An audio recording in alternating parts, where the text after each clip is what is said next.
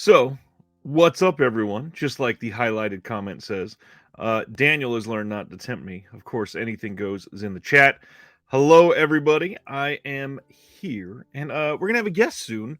Our guest had to take an international flight today, and he is running a few minutes behind. He is putting his child to bed, and he'll be here in just a moment. But when he gets here, please give the warmest of welcomes to Mr. Chris Haskell from They Live by Film. He's been on the show before, but it has been a while. And he is a wonderful, wonderful person, really supports this community everywhere that he can, has a wonderful podcast, does some great interviews. If you have not subscribed to They Live by Film, please do. Let's go through some of these chats before to say hello to everybody. Flickering Waves, what's going on, my friend? Brian is here. Hey, hey. Eric, hello. Yeah, Stan better be showing up. I hope he's here. What's going on, Silent Mandible? Bruiser is here live. Hello. Anthony's awake tonight. What's going on, Anthony? Griff watching the 4K of Dead Pit. Wanted to stop in and give a thumbs up. Thanks, Griff. Appreciate that. What's up, Dave? John, my friend. Yes, this is a Nightmare on Elm Street 3 Dream Warrior shirt. This is from Rucking Fountain, which I don't know if I don't know if I should go on another rant after last week's. You know what? I'm gonna go on two different rants before we start, since Chris isn't here yet. Yeah, we in this house, I've got a whole bunch of Rucking Fountain shirts. They've been kind of crappy customer service wise to a few of us lately. Myself, Jeremy Long, they've kind of sucked lately. Yeah, Rucking Fountain, they do good work, but man, I don't know if I can get anything else from them. Yeah, they've not been great. I had to pay shipping on the same package twice for something that wasn't my fault. Really didn't make me happy. Anyways, what's going on? Punk Ron, what's going on? Made it to a live show. Hello. Tony, hello, all the way to Melbourne. Anthony is still here. Couch, curious about that Dead Pit 4K. It is, unfortunately, with the company that it is, I can't see it being amazing. You can see the Patricia Arquette there. Very nice. Holland Oates, my friend. Hello. Joe Jack, Dead Pit was not good. Yeah, I can't imagine that 4K even looks that great, to be honest. Okay, so the second rant. Big rant last week on the Shout Factory art, or not art cards, lobby cards that they did. I got a lot of comments on that. Let's dive into my big rant of the week. I am always a big fan of studios jumping in to make something that is like a boutique release, whether it be an all-in box set, whether it be something really high quality that comes with a book and all of that. And the big nomination this week, I'm going to have to give it up to Lionsgate for putting out a pretty killer release of House of a Thousand Corpses, the 20th anniversary edition. Really nice art on the box. The whole thing comes together pretty well. A couple downsides. One of the things on the inside, just a little cheap Blu-ray disc case, as usual. That could have been a little nicer. The worst thing about this, before I get into the other good things, how are you going to put out a really nice boutique level box set that is physical? And one of the things about this, it is a negative rant, Daniel. One of the worst things about this, when I'm holding this box set, the audio commentary that they are touting as one of the big reasons to get this is digital exclusive. You have to redeem the digital copy to be able to get the exclusive audio commentary. I don't understand it. I don't understand why you would go through the trouble of doing all of this and not put it on the disc. It doesn't make any sense unless it was super late for some reason, which I don't know why it would be. It is troubling when you go through all the trouble. And believe me, it's not just the box, because the box is really nice. It came with actually a lot of stuff. So one thing, I think it's the storyboard art. The storyboard art, I believe, because they got some art cards in here too. They give you this real big poster Not like the most unique art style, but it's unique for this film at least. You got, I think I could show that on YouTube. Screw it. A whole bunch of art cards. And they're double-sided with like some storyboard notes and all kinds of fun stuff. Maybe I'll open these and then we'll talk about the rest of those. But the other cool thing, and actually a pretty decent book. However, with all the people in the world that would love to talk about this film, this whole book is just pictures from the film. Not behind the scenes shots, pictures from the film. Why? I mean, it's nice, believe me, and it's much better than most studio releases of films like this. But it is not something that shows that they were trying. I get going all in on the packaging and trying to bring people on board for a film that is a beloved modern classic by a lot of people nowadays. And believe me, I love the movie. I am a defender of Rob Zombie for the most part. I think that he's terrible at a few things, but I've enjoyed the vast majority of his movies. I don't understand why you don't try even a little bit more than the bare minimum. All right, let me look at these before I show everybody. We got that one, which it's actually pretty good art. Okay, I think I can show all of these. Let me verify. Oh yeah, easily. Okay, here's the next one. Got Rainn Wilson with the little mermaid tail there. Sid Haig, rip. Tiny. And finally, the last one there. Nice. Yeah, it's a nice set. Joe Jack says, I want to like this set, but I don't. I like it for the most part, but man, it's so much. It's like almost great, which makes the stuff that they missed on that much of a slap in the face. Anthony says, is Dr. Satan on the poster? Did I not show the whole thing?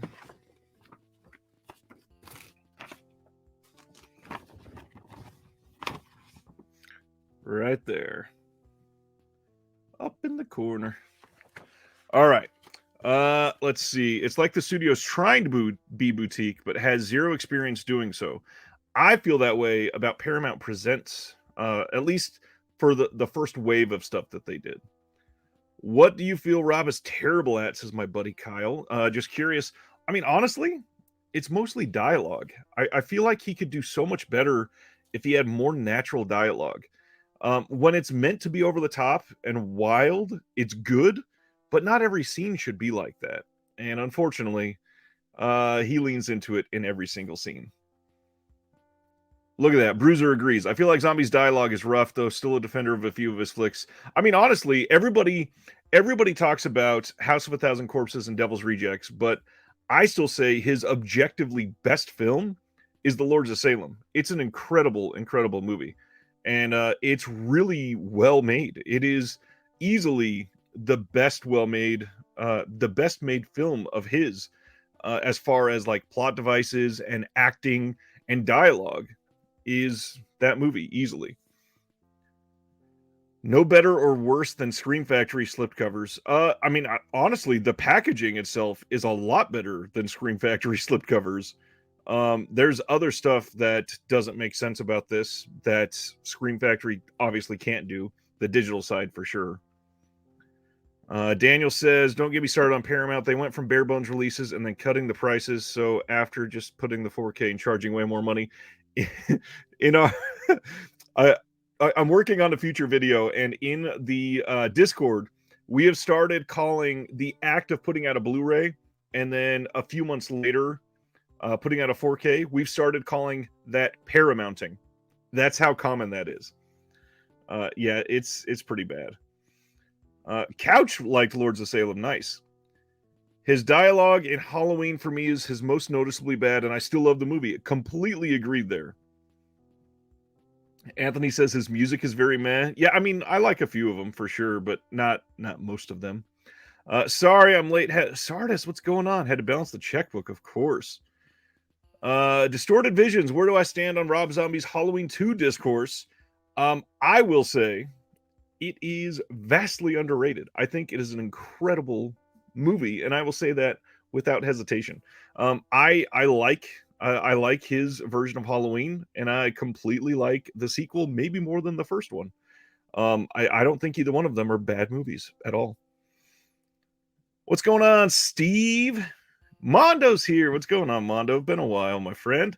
All right. So, like I said, Chris is about to be on here for tonight. We got some announcements to talk about.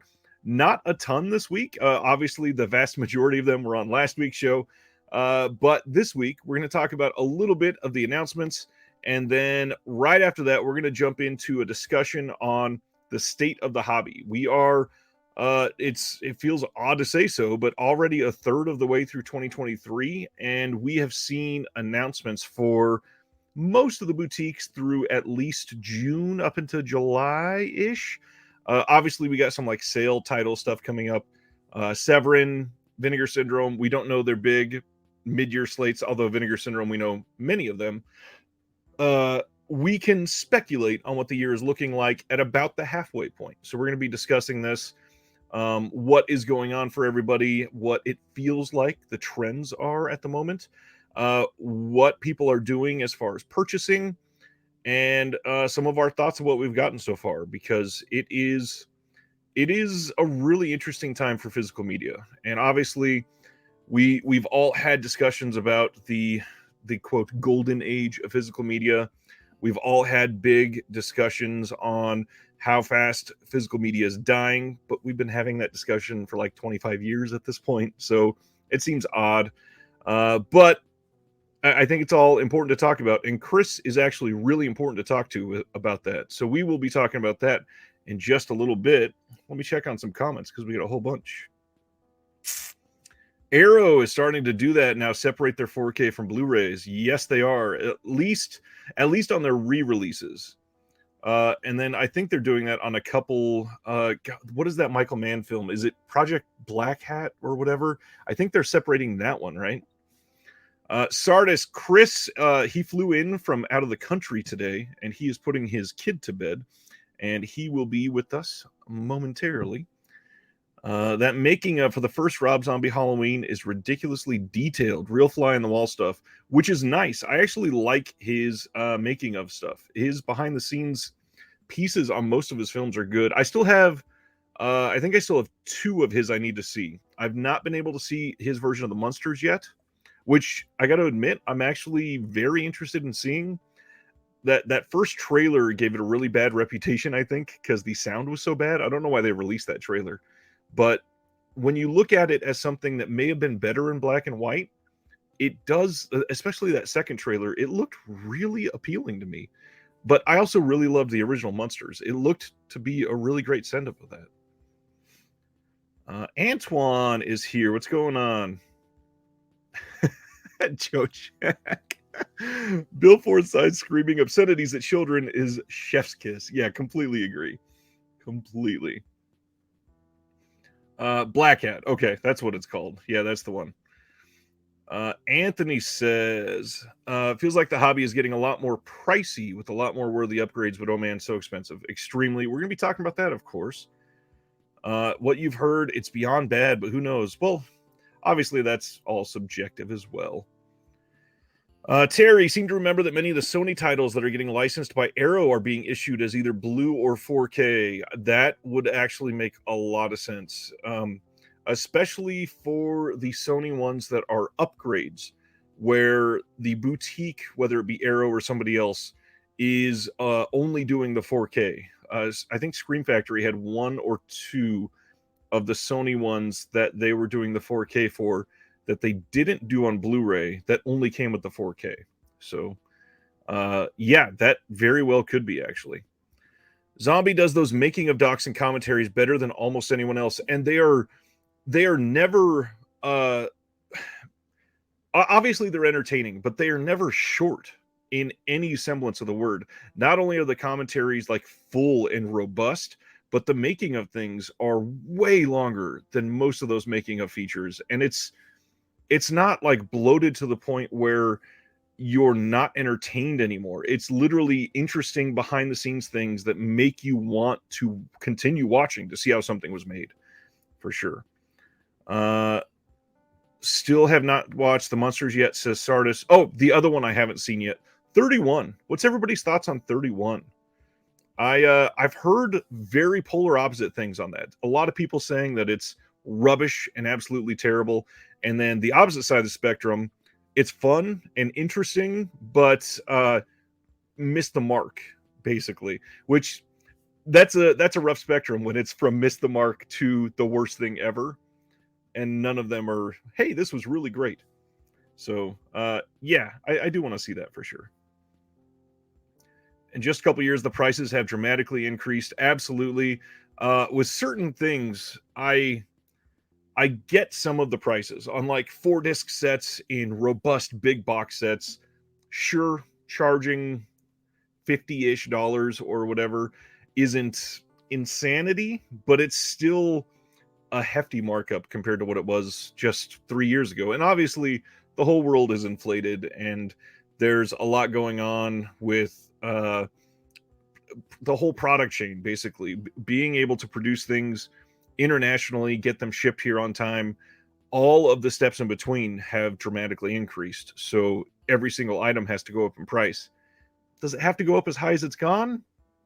I don't know. I don't see the accounts for all these companies, so I can't really say, but it does seem to be higher than I would have expected at this point, for sure. I don't know. Daniel says, isn't it true that Sony doesn't allow third parties to do restorations? Yes, if that's the case, I'd rather they just handle it themselves if it means giving other studios older masters. Well, the thing is, Sony generally does the restorations and then licenses out the restorations. The other companies are not just getting old restorations. It's just that Sony, they've got something that they've restored that they don't think they're going to be able to make the money off of. So they say, hey, we'll license you out the restoration if you want to give something the boutique treatment. So it's kind of a best of both worlds thing for all of us. The company doesn't have to invest in the restoration. Sony can do that themselves, make sure that they're archiving it properly. And then the boutique label, they can do, Sony's actually very supportive of things like commentaries, interviews, making of documentaries, and able to make those as robust as possible. Daniel says the only better making ofs I've seen from the guy that does Ridley Scott's. I don't know that I've seen one of those, or at least in a while I have not. God, I haven't watched a Ridley Scott movie in a long time. It's been a long time. Now I'm kind of itching to do that. Joe Jack says 31 started good but didn't hold my attention. Zombie says liked 31, but it's very much typical zombie. Okay, I mean that makes sense. Pretty much every single one of his movies was exactly that. You know what? Another comparison I heard the other day. I had somebody say, because we were talking about Tim Burton, and the idea of a very modern stylized director that's stayed true to a very similar style throughout his career. People were comparing Tim Burton and Rob Zombie, and somebody said, who was I talking to? I can't remember now, but they basically said Rob Zombie is the y'all version of Tim Burton. And I went, you know what? That's kind of perfect. Let's see. Ragnar, drives me crazy that these companies still shrink wrap Blu-rays and 4Ks, and you're selling directly to the consumer. No need for all that. Dude, preaching to the choir. There is so much plastic waste. I understand if you're going to be selling it wholesale to a brick and mortar store, or even to like a Diabolic. I can understand why you would want to do that, or like an Orbit or a Grindhouse Video. When you are selling them in-house to consumers, your stuff does not need to be shrink wrapped. It's really easy to pick on Scream Factory with this again. I'm not trying to rant about them, but if you're just putting it in a box with a poster tube and a whole bunch of butcher paper, why is it shrink wrapped?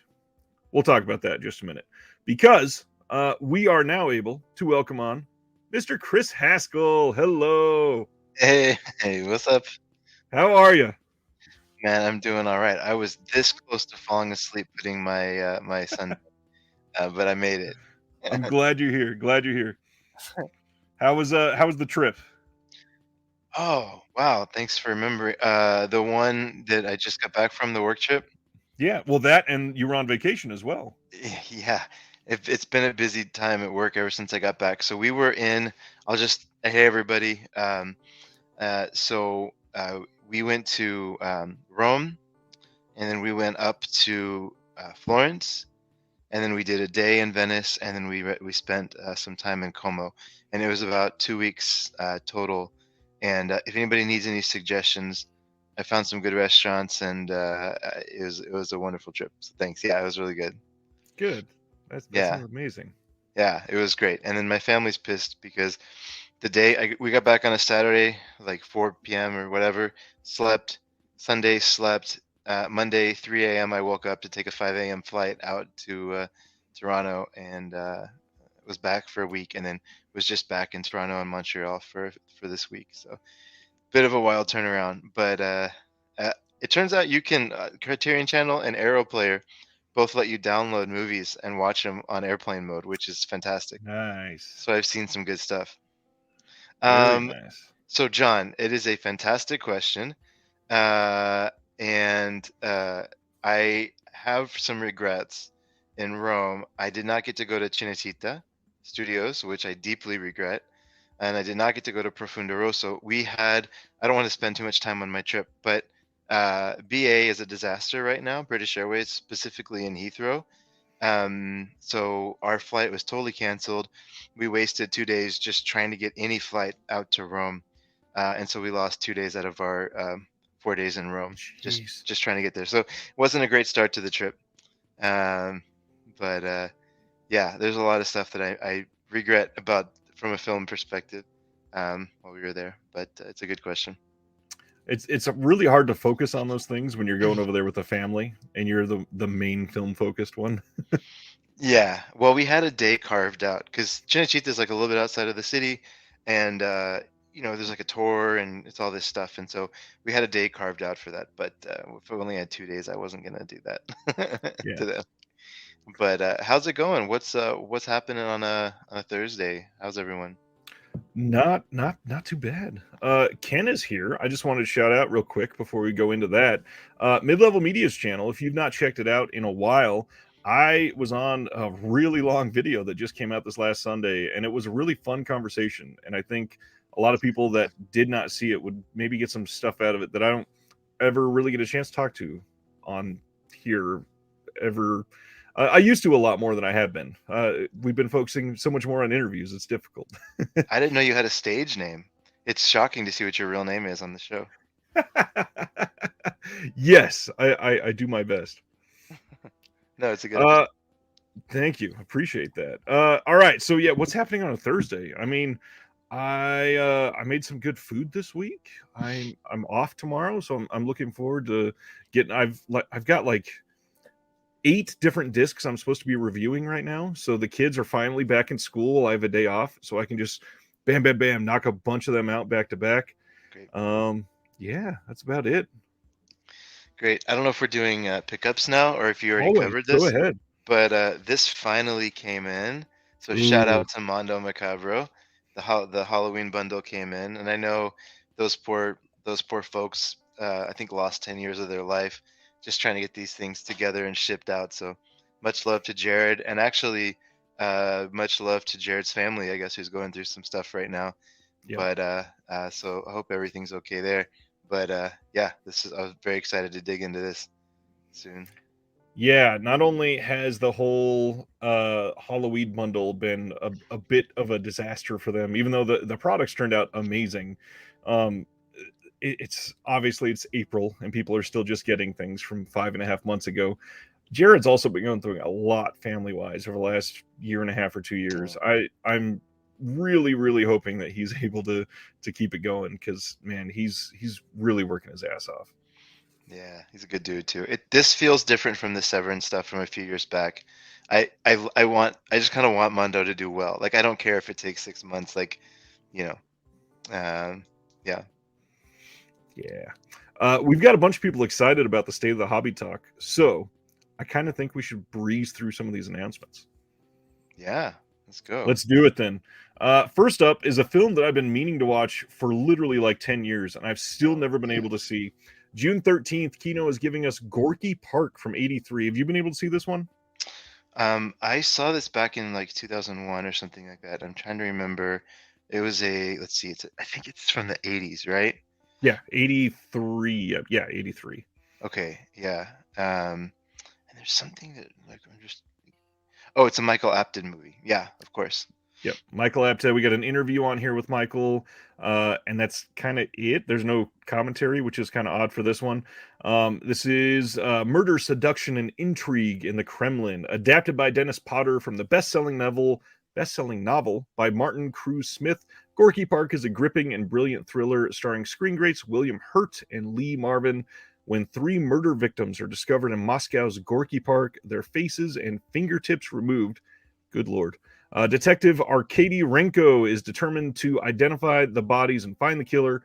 But when the clues point toward the involvement of the KGB, Renko is hunted by the secret police and confronted by an intricate web of deception and treachery reaching to the highest political levels. I mean, this sounds amazing.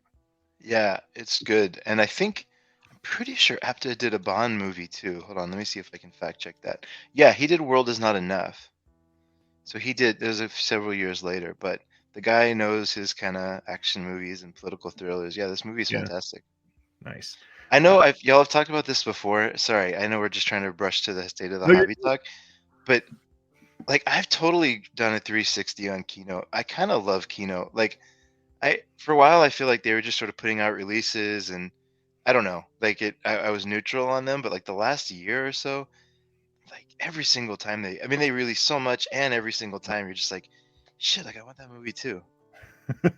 Which is why I'm just incredibly thrilled that they are pretty much the best in the game at sales. Any of their titles that is not True. a 4K, you can get under $10 within a year, 100%. True, and yeah. If you're diehard about slipcovers, that may be a different story, but you can easily just follow through on this and say, hey, this came out in June. I can probably guess that around Black Friday, and if not, probably the following March, this will be either $9.95 or $7.99, something like that. That is really hard to compete with. Yeah, it's true. They have that British, all those British companies, they get their releases down low like that. Kino's the only one doing it stateside. That and recently we've been getting a bunch of French titles from them. So a lot of people that have stayed away from the more culty action 80s schlock, perhaps. There's been a lot of art house stuff coming out of Kino. Yeah, big time. Next up, we got Eric, sorry, Michael Apted was the Up series. Is that what he's known for? That's the one. I knew that name was so familiar. The Up series is one of my favorite movies that never gets talked about. I hope Criterion or maybe Kino, I don't know, puts the whole series out. Are you familiar with this series by name? Seen it, no. Okay, sorry, just a super quick tangent because this is not related to Swamp Thing at all. And they follow this group of kids that are 7 years old, and they're from like all different social classes in Britain, and they just check in with them every 7 years. So they check in with them at 14, they check in on them on 21, 28, all the way up till 63, maybe. There you go. I don't, maybe Eric, maybe you'll remember how far they go. I haven't seen past 56, but it's crazy. You just get to see, like, especially if you binge watch now, but you just get to see every how you're born, how it impacts the rest of your life. Like, people don't really change their kind of status in life much, but it just, anyways, it's amazing. Different races, different classes. It's really, really, really good. And that's nonfiction, right? That's right. Yeah. That would have been very awkward if it was fictionalized and they were just making up a story. Okay, that's good. Yeah. 63 is the most recent. I watched 7 up through 56 all in one day, says Eric. Oh, wow. That's a long, yeah. They're amazing. Hey, look. Hey, what's up, Zach? Zach is here. Next up, like Chris just alluded to, NVIDIA Rewind is putting out their first 4K disc, and it is Swamp Thing from 1982. And man, they're making some odd choices on this line. So basically, they wanted to come out and say the 4K version is the first release in what they're calling their Laser Vision collection. And what they're going to do is they're going to have two different versions of this. The Blu-ray version coming from MVD Rewind, the way all of their other titles have, the same branding, same sort of stylized slipcover that they've done. Or if you get the 4K, it will be its own number as the Laser Vision collection, and it gets a completely different look to look like a CED release. And this thing, I'm curious how they're going to keep this up, because if people are going to be super anal about collecting all the spine numbers, you're going to have to get both if you want to keep up on all the spines, which of course that's what they want you to do. But I kind of wish they just kept it one style and made the same spine number for both. Yeah, for sure. What is the okay, so you're saying that this is going to be like spine 1 for their CED line or their laser vision line? Yeah, if you zoom in, even right here on the Oh, it black cover of shows. the I 4K, see. it's got a 1, and then on the NVD Rewind, it is spine number 51, I think. They're up to 51. Wow, I'm so behind on them. I think I stopped at like 28 or something. I'm really behind. I don't think I'm gonna. You know what though? I like Eric. He's like I like what he's doing over there. Um, uh, I just like I can't.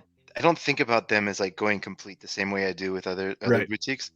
I'm more selective with them, but this came at a good time with the announcement of the possible remake, right? Yes, and with the sequel getting a 4K release as well, I believe. Oh, actually, I didn't know that. Swamp Thing, Return of the Swamp Thing did. I believe that's getting a 4K or just did as well, yeah. That's great. Great. And so this is coming on July 25th, and the way that they are doing this is pretty cool, because there is a major reason to get this. If you've got the old Blu-ray disc, this is uncut completely, and in the US that was not the case for the last Blu-ray release. So you get Adrian to go full Barbeau in this release. Nice. I don't know what I'm reaching for there. Hopefully that worked. Yeah. This has, as far as I can tell, no new special features. But the cool thing is that the Blu-ray is going to contain the new remaster as well. So if you just go for the NVIDIA Rewind release, then you'll still get the full HD version of the uncut film. I think I'm partial to Return of Swamp Thing, but Swamp Thing is still fun. Yeah, yeah. I completely agree with that. I remember thinking when because I saw them in order, and I remember thinking I wish they would just go full ham with this. Like Swamp Thing is kind of ham, but then Return of Swamp Thing is just like a triple stacked ham sandwich, and I think it fits well. Yeah. The Return of Swamp Thing, by the way, was released on 4K on February 7th. Yeah, that's Okay. available now. Okay. Awesome. Next up, we are getting another Kino release. This is from 1982, and it is called $1,000 billion in English, or $1 trillion. It's got a few different names, but it's a French film, I believe, and this one stars Mel Ferrer, and Nice. written and directed by Henri Verneuil. And yeah, this is supposed to be a great movie. I've never seen this one either. This is that song that came out a few years back. It's from this movie, the "I Wanna Be a Billionaire." It was the theme song to this film. I was expecting that, or Amelie, Amelie. Next up, I have not talked to you about this one. Did you get to see Skinamarink? No, but I feel like I've seen it because Zach, who's on the line, or he may still be here, he says this is better than Halloween. It's his favorite horror movie in the world. Just waiting for him to comment on that. No, he does really like it. Okay. I don't think Oh, he's gonna say really? I was going to say it must be the exact opposite for him. no. He does really like it. I just was gonna see if I could get a. I think Halloween's his favorite horror film. Oh, But it better be with how he worships it. Yeah. yeah, but no, but apparently the creepiness in this makes me really want to see it, and like somehow it still might be a kids film, even like I mean in the sense of like nothing actually happens. It just sort of like keeps you on the edge the whole time and builds that suspense, which is pretty great. I do want to see it. I did see it. I feel like it is probably better in a theater. It seems like most people that went and saw it in the theater had a much better time than I did. Okay. I kind of hated this movie. But Skinamarink is coming from RLJE and Shudder on June 20th. It is going to have a commentary with the director that I got to be honest, I would kind of love to hear. Yeah. Just to hear what I mean, obviously you can tell the style that he was going for, but there is so much in this that makes it like it's got to be affecting him on a different level. Hmm. It's a really interesting stylistic choice, but it just didn't work for me. I feel like it would have worked really well if it was a 20-minute short. Oh, interesting. Do you think it's the kind of thing that they can make a franchise around? I hope not. Okay. No, not really, because genuinely, there is not there's like no plot to this movie. It's literally just things to make you remember being scared in your childhood, which I get. If you were prone to that type of fear, this probably works really well.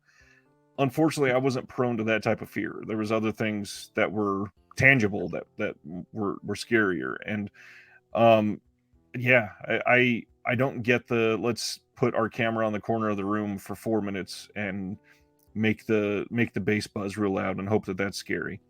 I got it. Okay. Yeah, I still want to see it. I'm assuming it's on Shutter.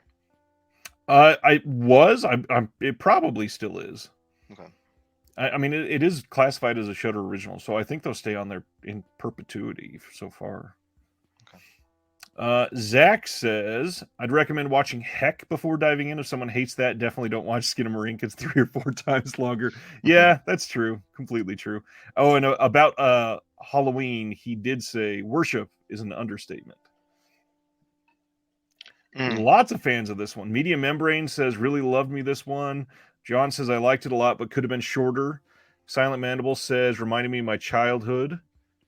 Yeah, it should be cheap. A lot of the RLJE films, they end up in like Dollar Tree. Okay, good to know. Yes, it's an exclusive. Okay, so it should be on there still for sure. All right, Kino is also giving us The President's Analyst with James Coburn from 1967. This gets a new 4K scan of the OCN, but it is coming on a Blu-ray, not on a 4K. No release date for this, but it's James Coburn, and it's probably fantastic. And this is another Paramount release that, again, Paramount had everything in the vault for so long, and now they just fire hydrant getting everything out there. I had hoped this would happen. I'm just looking at this guy, Theodore J. Flicker, who goes by Ted Flicker. Looks like he was a TV director. I don't know too much about this movie, to be honest, but he looks like he did a few films. But this is exactly what I hoped would happen, right? The studios are just like, it's too much work. Y'all do it. Yeah. And then the boutiques start, because even Vinegar Syndrome, like a lot of their stuff has MGM on it now. So I love the fact that they're partnering with these studios in a bigger way. It's on top of that, it's a big deal when things like Paramount open the doors finally. Lionsgate recently opening the doors to Kino and some others. That is a massive deal compared to looking at their catalog and what we could get out compared to a few years ago. This is a big deal. Yeah, I totally agree. Yeah. Eric reminding us Imprint just came out with this, and I don't know what it is, but Imprint seemed to be the primer for Paramount. They suddenly went through Imprint for many of their titles, and then out of nowhere, Kino scooping them up in the US. So I don't know. It took Australia to grease the wheels, but Paramount is just open to it nowadays. That's interesting because their parent company is Via Vision, right? Correct. And they have they put out, well, kind of like Kino, I guess they put out a ton of stuff, right? But a lot of it is like an entire collection of 18 seasons of Australian TV show. Like they put out all sorts DVD. Of on DVD, right? But maybe they have some deeper pockets to be able to open these doors, and then once a film is transferred, maybe they share. I don't know. It's interesting. Yeah, you're right. I don't know, because Imprint, like almost every title, it seems like worldwide first Blu-ray release or something first something. Yeah, right? Every month they usually have, say, 5 releases, which is a lot, and at least 2 or 3 of them are either worldwide Blu-rays or like English language first time on Blu-ray, something like that. Yeah, I agree with DC Eibner. I think that's the way things are going. I hope that's how you pronounce your username. His last name is Sibner. Oh, D. Simner. Okay, I thought you was like you're a fan of the DC movies. Um, He says studios only care about the heavy hitters unless it's a well-known cult classic, famous IP, or one of the big directors. They'll pass it along. For the most part, that is true, and I fear that some of the ones that they may see selling well for some of the boutiques will make them hold on to other titles, and they will kind of, you know, I don't know, make them limp along in some crappy release in the next few years or something. We'll see. yeah. John says even Disney with Criterion and Mill Creek to a point. The Wall-E thing supposedly was a one-off because the director went and requested it essentially, and the Mill Creek thing is just a re-release of stuff that they'd done previously. But I guess this CEO that has taken over after the last one seems to be much more open to licensing stuff. So we shall see. Are we still down on Mill Creek as a group, or are we pro Mill Creek now? I think I think Mill Creek has its place. Um, In the trash? First off, I think people don't understand that not all of these companies they don't do their restorations themselves for the most part. They generally license from the studio just a full Sure. blown transfer. So Mill Creek, they are here literally to be budget releases, which absolutely has its place. Fair enough. That's a good point. And when they do something that they are going all in on, such as Ultraman, they are incredible. They come out with really great releases. They put a lot of love into them. Even another one that a lot of people don't love, but I adore, the Andy Sedaris films. They look incredible, and they all got great releases with new features. I'm a big fan when they're trying. The hard part is it's tough to justify like buying Problem Child on Blu-ray again just because it has a VHS slipcover, especially when the Blu-ray looks worse than the last Blu-ray. Mm-mm. I don't know. Yeah. Interesting. Okay. Well, then I'll temper my. I agree with that though. Ultraman was good. Mothra was really good. So yeah, that's fair. Fair enough. Let's do Blue Underground. Sorry. Let's do Blue Underground. They are having a sale until April 17th, and this is one of the ones that goes through mvdsale.com, which means they limit it to 15 total units, and there's no free shipping. They have a flat $6.99 shipping cost no matter how many titles you buy, so you're incentivized to buy more so that your shipping is spread out across more titles. Blue Underground. We can get into some of the state of the hobby stuff. How are you feeling about Blue Underground in 2023? Okay. So if we're gonna say Mill Creek has their place, and they're doing things that serve a particular purpose, then I'm gonna say Blue Underground also has a place. I'm not comparing the two, but like I think Bill Lustig has done so much for the industry, like in general, in terms of the people that have learned how to market through him and the people that have learned how to kind of like he's a salesperson through and through. The guy just like uses sells right in marketing, and I know like he's an amazing storyteller. And I think this is just kind of his retirement thing now, like it's his semi-retirement thing. Like it doesn't I don't get excited about Blue Underground in the same way that like I wanted them to be more, I think, than they are. um but for what they are, they're fun. Like I love, the majority of their movies. Like I remember where when I first saw Uncle Sam that's up there, I remember just thinking like, man, that's a hell of a movie. And yeah, obviously all the big titles they have. So yeah, and that's my take. What do you think? Uh, I do think he is a salesman through and through, and I think that's one of the issues here is he is not, at least for the last handful of years, a buyer, which not MVD, Blue Yeah. Underground, he absolutely should be a buyer as well. Yeah, I think we might be like, because I go back and forth on this. I want him to be a buyer. Maybe he's just not. Like I don't know. Like how old is Lustig now? I feel like people have been talking about Bill Lustig for 40 years. True. I guess the way I'm looking at it is the Blue Underground 4Ks are so good. Yeah. I want there to be two Don Mays and not just one. Uh, And what about the wait? Don May is Synapse, right? Or is Don Don May? May is Synapse, and he's super anal about every restoration, Yeah, like yeah. Blue Underground.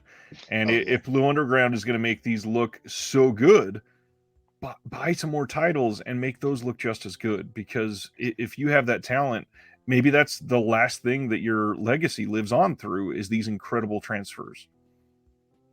Yeah, I wish he would. I like he's the they're the right company to do it. Them and Synapse are both putting out amazing 4Ks. But I don't know. It just doesn't seem like it seems like it's like I want them to be something that they're not ready to be right now. Yep. That's kind of how I view it. I mean, the Larry Cohen stuff, like God told me to. What amazing to get that in 4K. So Yeah, I would love to get some more of the Cohen, like Cue the Winged Serpent. I ugh, would kill for that in 4K. I bet you it's coming out. I bet you. I hope so. And Arrow will probably do the stuff on 4K eventually. Hmm. I That's don't true. know. I love Cohen. I'm going to highlight one comment because there is something that's Amsterdam. Yeah. Sorry. you're good. Something that's not a part of our announcements tonight, but if people have not heard about this, they absolutely should. So Sibner says, if Inferno doesn't even have a special edition Blu-ray, I can't buy it, knowing Bill will eventually reissue it. So Inferno got a really nice UK release from Arrow. Gosh, we're looking at 8 or 9 years ago now, something crazy like that. However, for people that have not heard this, BFI put out a trailer for an Argento project that said there are 17 new 4K Argento restorations, and one of them shows a 4K restoration of Inferno via Disney. So, Disney owns Fox, and they own the rights to Inferno now. But not So, that it's gonna. Okay, there's a lot of words in there. I'm trying to wrap my head around those words being used together. So, are you saying that BFI is talking about putting out a 17 disc box? no, it is a special project that they're calling Dario Argento Doors into Darkness. So, what it says is the BFI has provided a promotional trailer for an upcoming event that will celebrate the work of Italian director Okay. Dario Argento. The month long season will feature special guest appearances from himself and 17 brand new 4K restorations courtesy of Rome. And then it goes on to say, the season will feature the UK premieres of 17 brand new 4K restorations, courtesy of the partner that they have in the festival that they're doing, including The Bird with the Crystal Plumage, The Cat of Nine Tails, Deep Red, Suspiria, a lot of the ones that we know. And then at the very end of it, they actually highlight Inferno, and they least the least expected thing here is it does list Disney as the company. That's wild. Yeah. So it's possible that they've already restored it in 4K, and we could potentially have something come eventually. A new Pixar animated Inferno. Disney Club exclusive. Yeah, exactly. Well, they just And did that for Cinderella. yeah, exactly. Anthony, yes, I did actually meet Argento. He was just having coffee, and I sat down and we talked for a while. Super nice dude. I asked him how it was to be naked in a Gaspar Noé film. Huh. Wow. Age of Argento is a dairy. That's Disney princess. Oh man, yeah, his relationship with his daughter. There's a whole nother episode on that. But what's after Blue Underground? Hey, Not too many.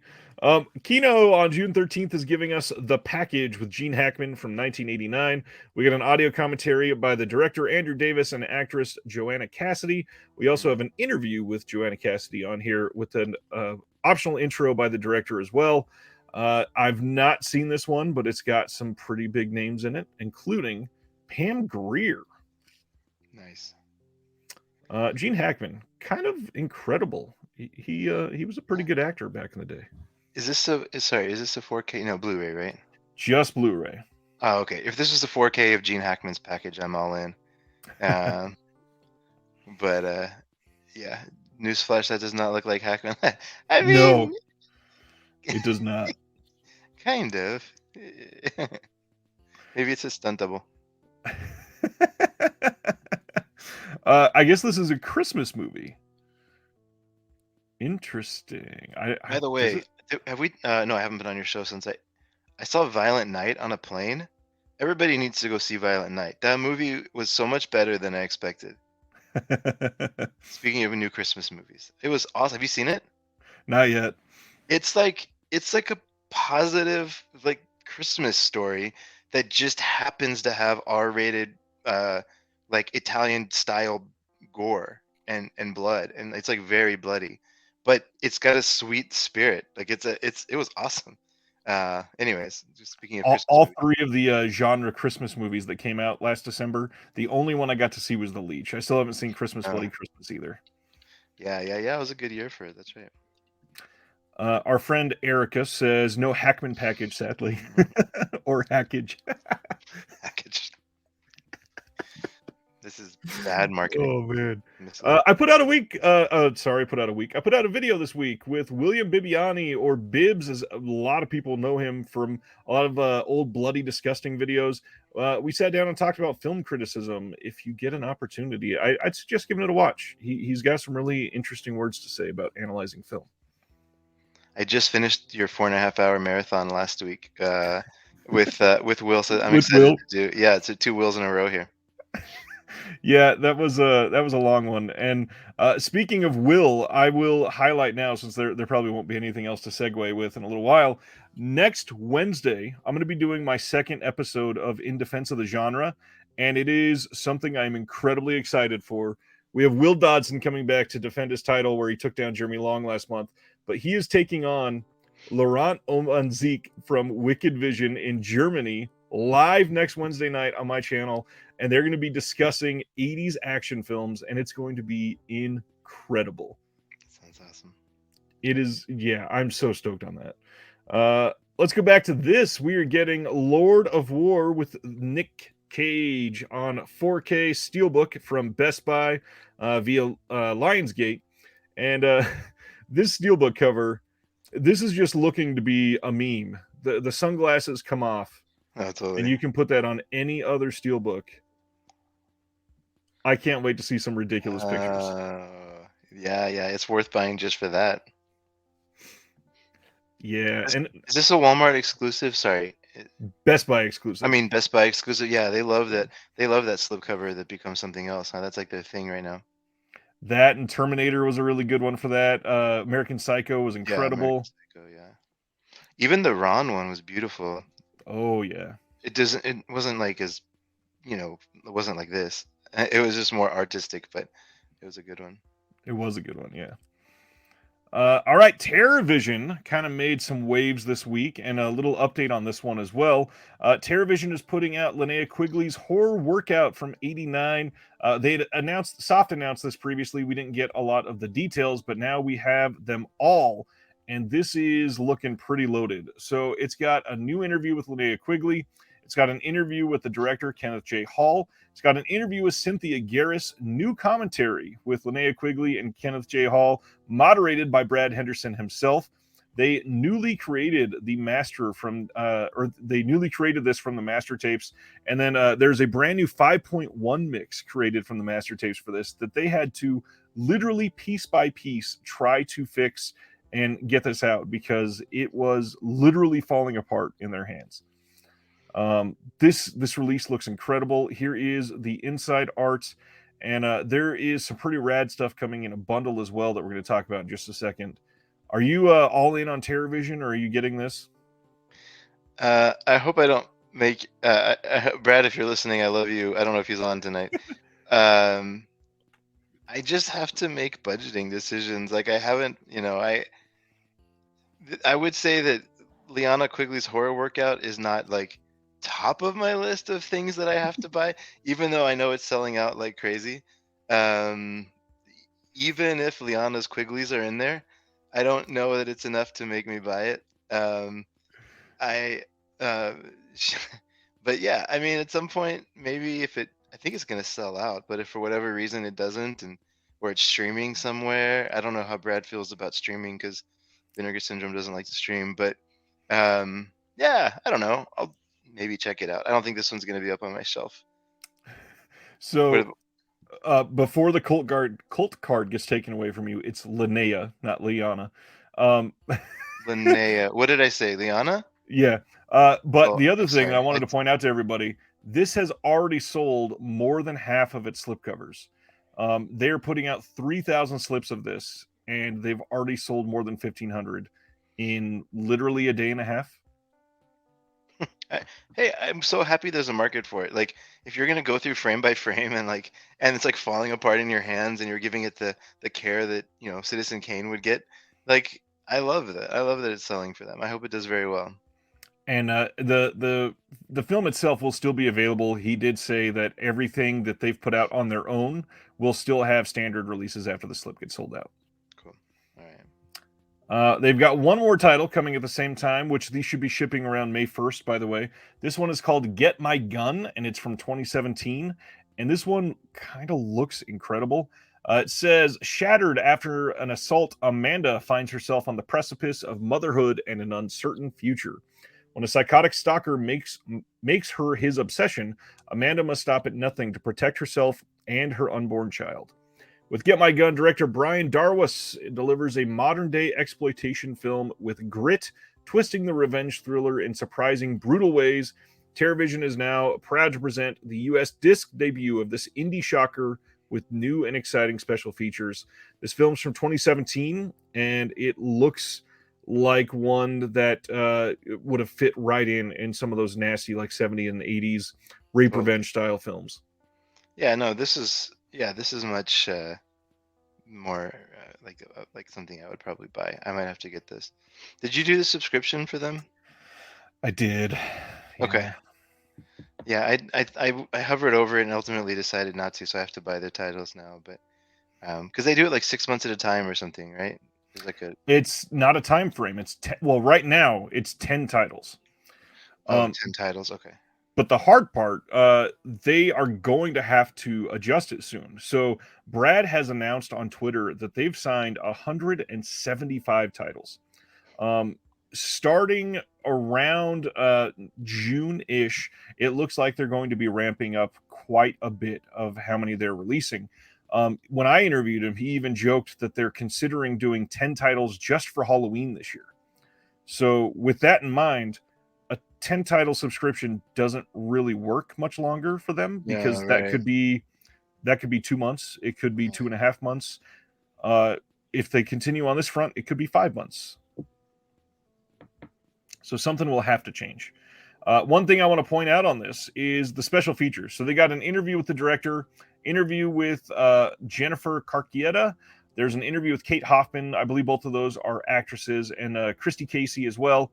But something that really stuck out to me is having none of it. Get My Gun and the Rape Revenge genre, an audio essay from Alexandra Heller Nicholas. Oh, And cool.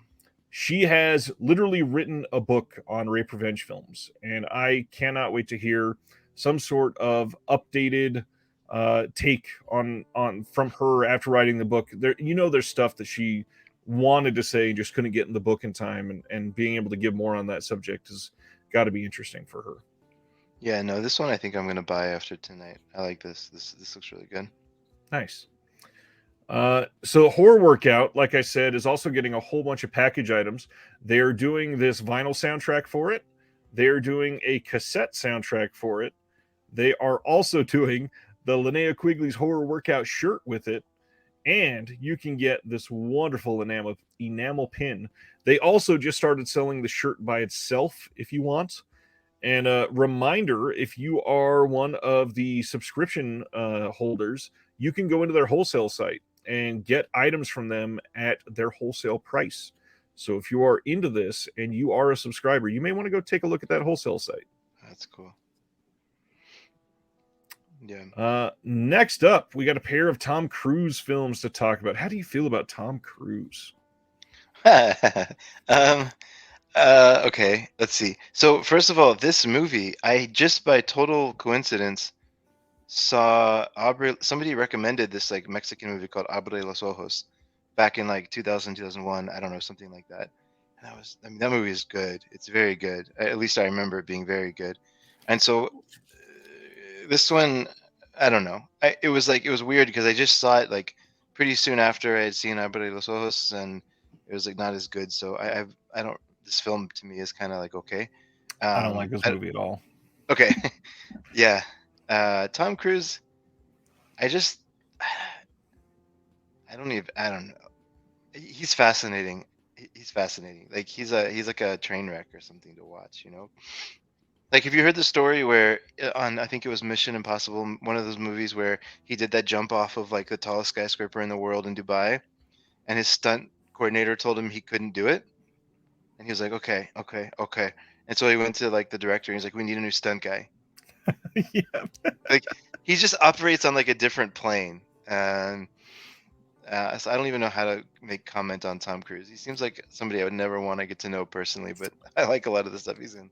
Agreed there. I will say when he specifically talking about acting, when he's good, he's great, Yeah. and when he's bad, he's honestly still pretty good. No, damn it. I hate that. The hard part is he is just like Tom Hanks for me, and whenever I see him in a film that's not Tropic Thunder, all I see is Tom Cruise.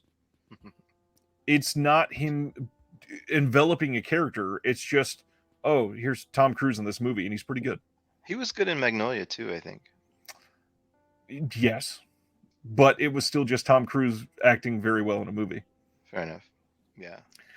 We had a question from Sibner, which maybe I should get rid of Tom Cruise for a second. What's the shipping like with TerraVision? I just so happened to have Copperhead and End of the Line still in from them with taped bubble wrap around it. Came in a cardboard box, and TerraVision is really old school in some of the stuff they do. They send candy with their release. They send, let's see, there's still bubble wrap in this box. I can't find it. They sent a little spider ring, and then the other thing, it's in here somewhere, dang it. They sent one of the old school fortune tellers. Nice. So very like old magazine subscription style shipping, which honestly is pretty much the best you can ask for nowadays from a boutique. Is it free or do they charge for it? When you buy the subscription, you get free shipping for the entire life of the subscription. And free candy. And on top of that, you can go into their wholesale store and add whatever you want to your subscription and still not pay shipping. Have you tried putting the candy up on eBay, seeing if it's going for like $100 yet? Oh no. Let's see. Stan says Cruise is not so good in the Interview with the Vampire. I mean, yeah. It's funny you say that. I actually, well, I know I go on so many tangents, but I just watched Interview with the Vampire again, like near the end of last year, and I agree with you actually, Stan. I didn't like the movie as much as I thought I did. He was okay in it, I guess, but in a weird way, I think miscast. We got two back to back here. Sibner says this is the list. This is on my list of films I love that I have to defend. And Tony says I've always liked Vanilla Sky and I don't understand the hate. Fair enough. It's a Subjective really taste. cool idea. Yeah, the concept is awesome. Shipping cost. It is $5 if you are not a subscriber. If you are a subscriber, it is free. $5. Sorry. Next up is The Firm with Tom Cruise. I gotta be honest, I've never seen this one. This actually seems like it would be a lot more fitting for him. This one is coming on 4K on June 20th. I don't know the features on this yet, but yeah. Isn't this one of these like Tom Clancy ones or one of these? It's Grisham. John Grisham. Okay, yeah. Yeah. I think I remember liking this. I don't know. I think I saw this when I was like maybe like in 1993 or something, or like on TV shortly thereafter. I have no idea. It's a Sidney Pollack movie. Oh, it's probably all right. And it's also Tom Cruise before he was Tom Cruise. Like he was obviously famous by now, but he wasn't as full of himself. Yeah, The Firm and the Package. The Firm Package. The Firm Package. Speaking of the Firm Package, on May 23rd, Film Movement is getting Warm Water Under a Red Bridge from 2001. This is the final film of Shohei Imamura. And oh my gosh, this movie sounds wild. It says brimming with magical realism, sensuality, and humor. The final film by revered filmmaker Shohei Imamura is an enlightening, even liberating experience, says Roger Ebert, that tells the story of Yosuke Sasano, an unemployed salaryman who arrives in a remote fishing village following a rumor of hidden treasure. Instead, he meets Saiko Aizawa, a charming and unusual woman with a unique problem: a well of warm water inside her longing for release. Saiko faces both shame and adoration for her condition, which the local anglers believe feeds the river and its fish. Intrigued and enamored, Yosuke decides to take up a new life as a fisherman. Through their passionate affair, Imamura paints a picture of longing, fantasy, and the search for true happiness in the most unexpected of places that's both nonchalantly freaky and uncommonly pleasurable. Trying very hard to be mature about this. Right. Yeah. I don't know what to say. I'm assuming that he's catching her, she's falling, and was surprised by some warm water that hit her. Do you think that's what's happening in this picture? He's like, "Oh, careful! You're about to slip on the water that's pouring out of your vulva."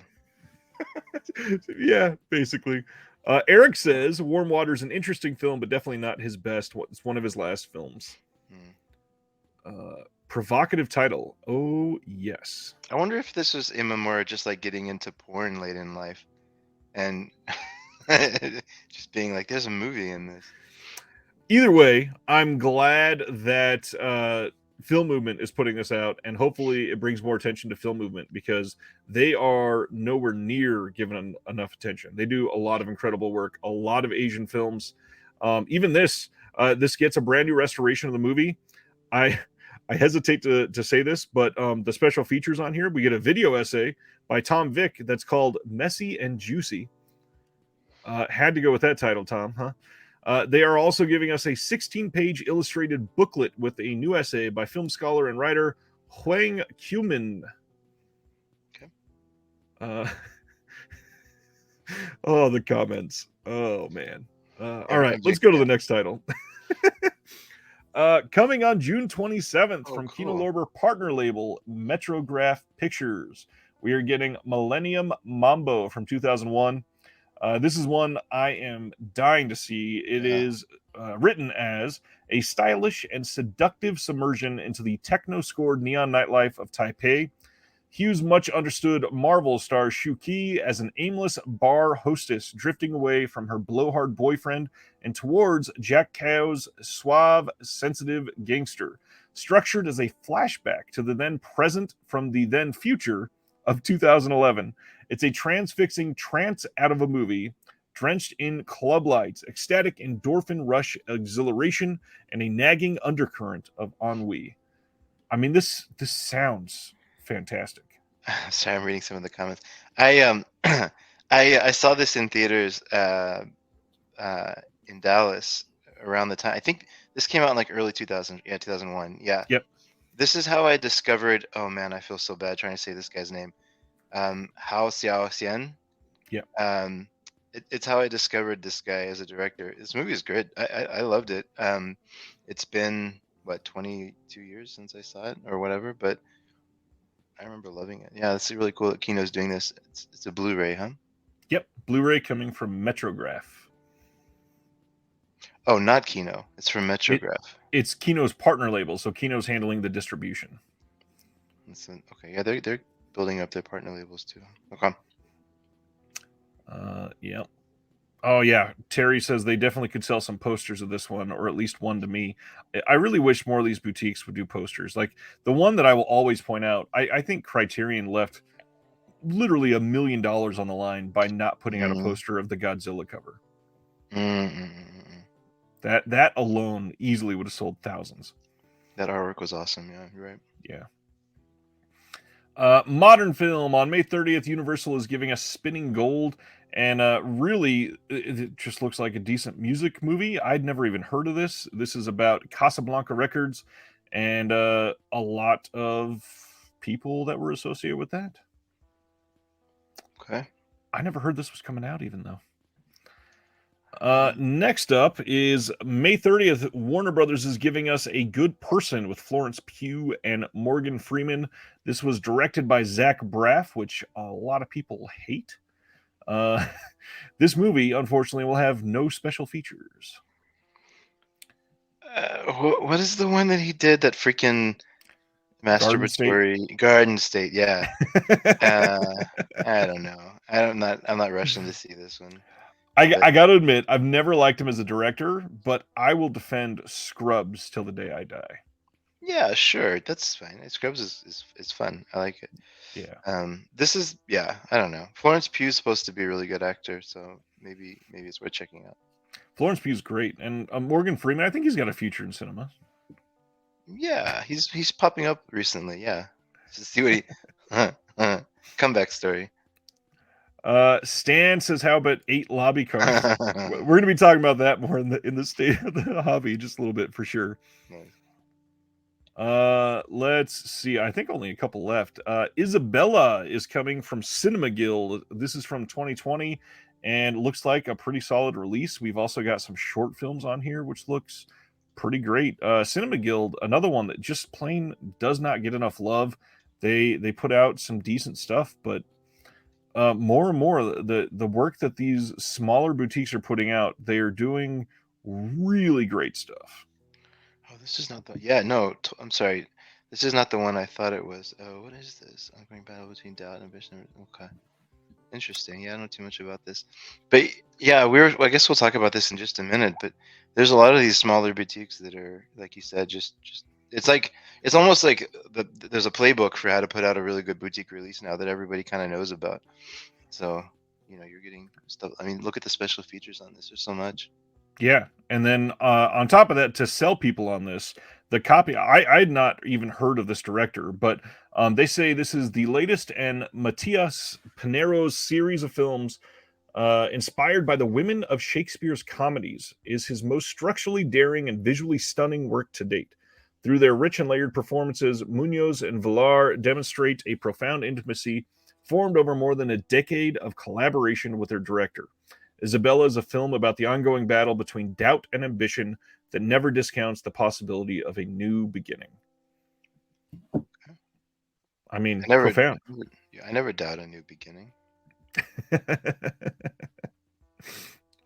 Next up, Classic Flicks is giving us Blonde Ice from 1948.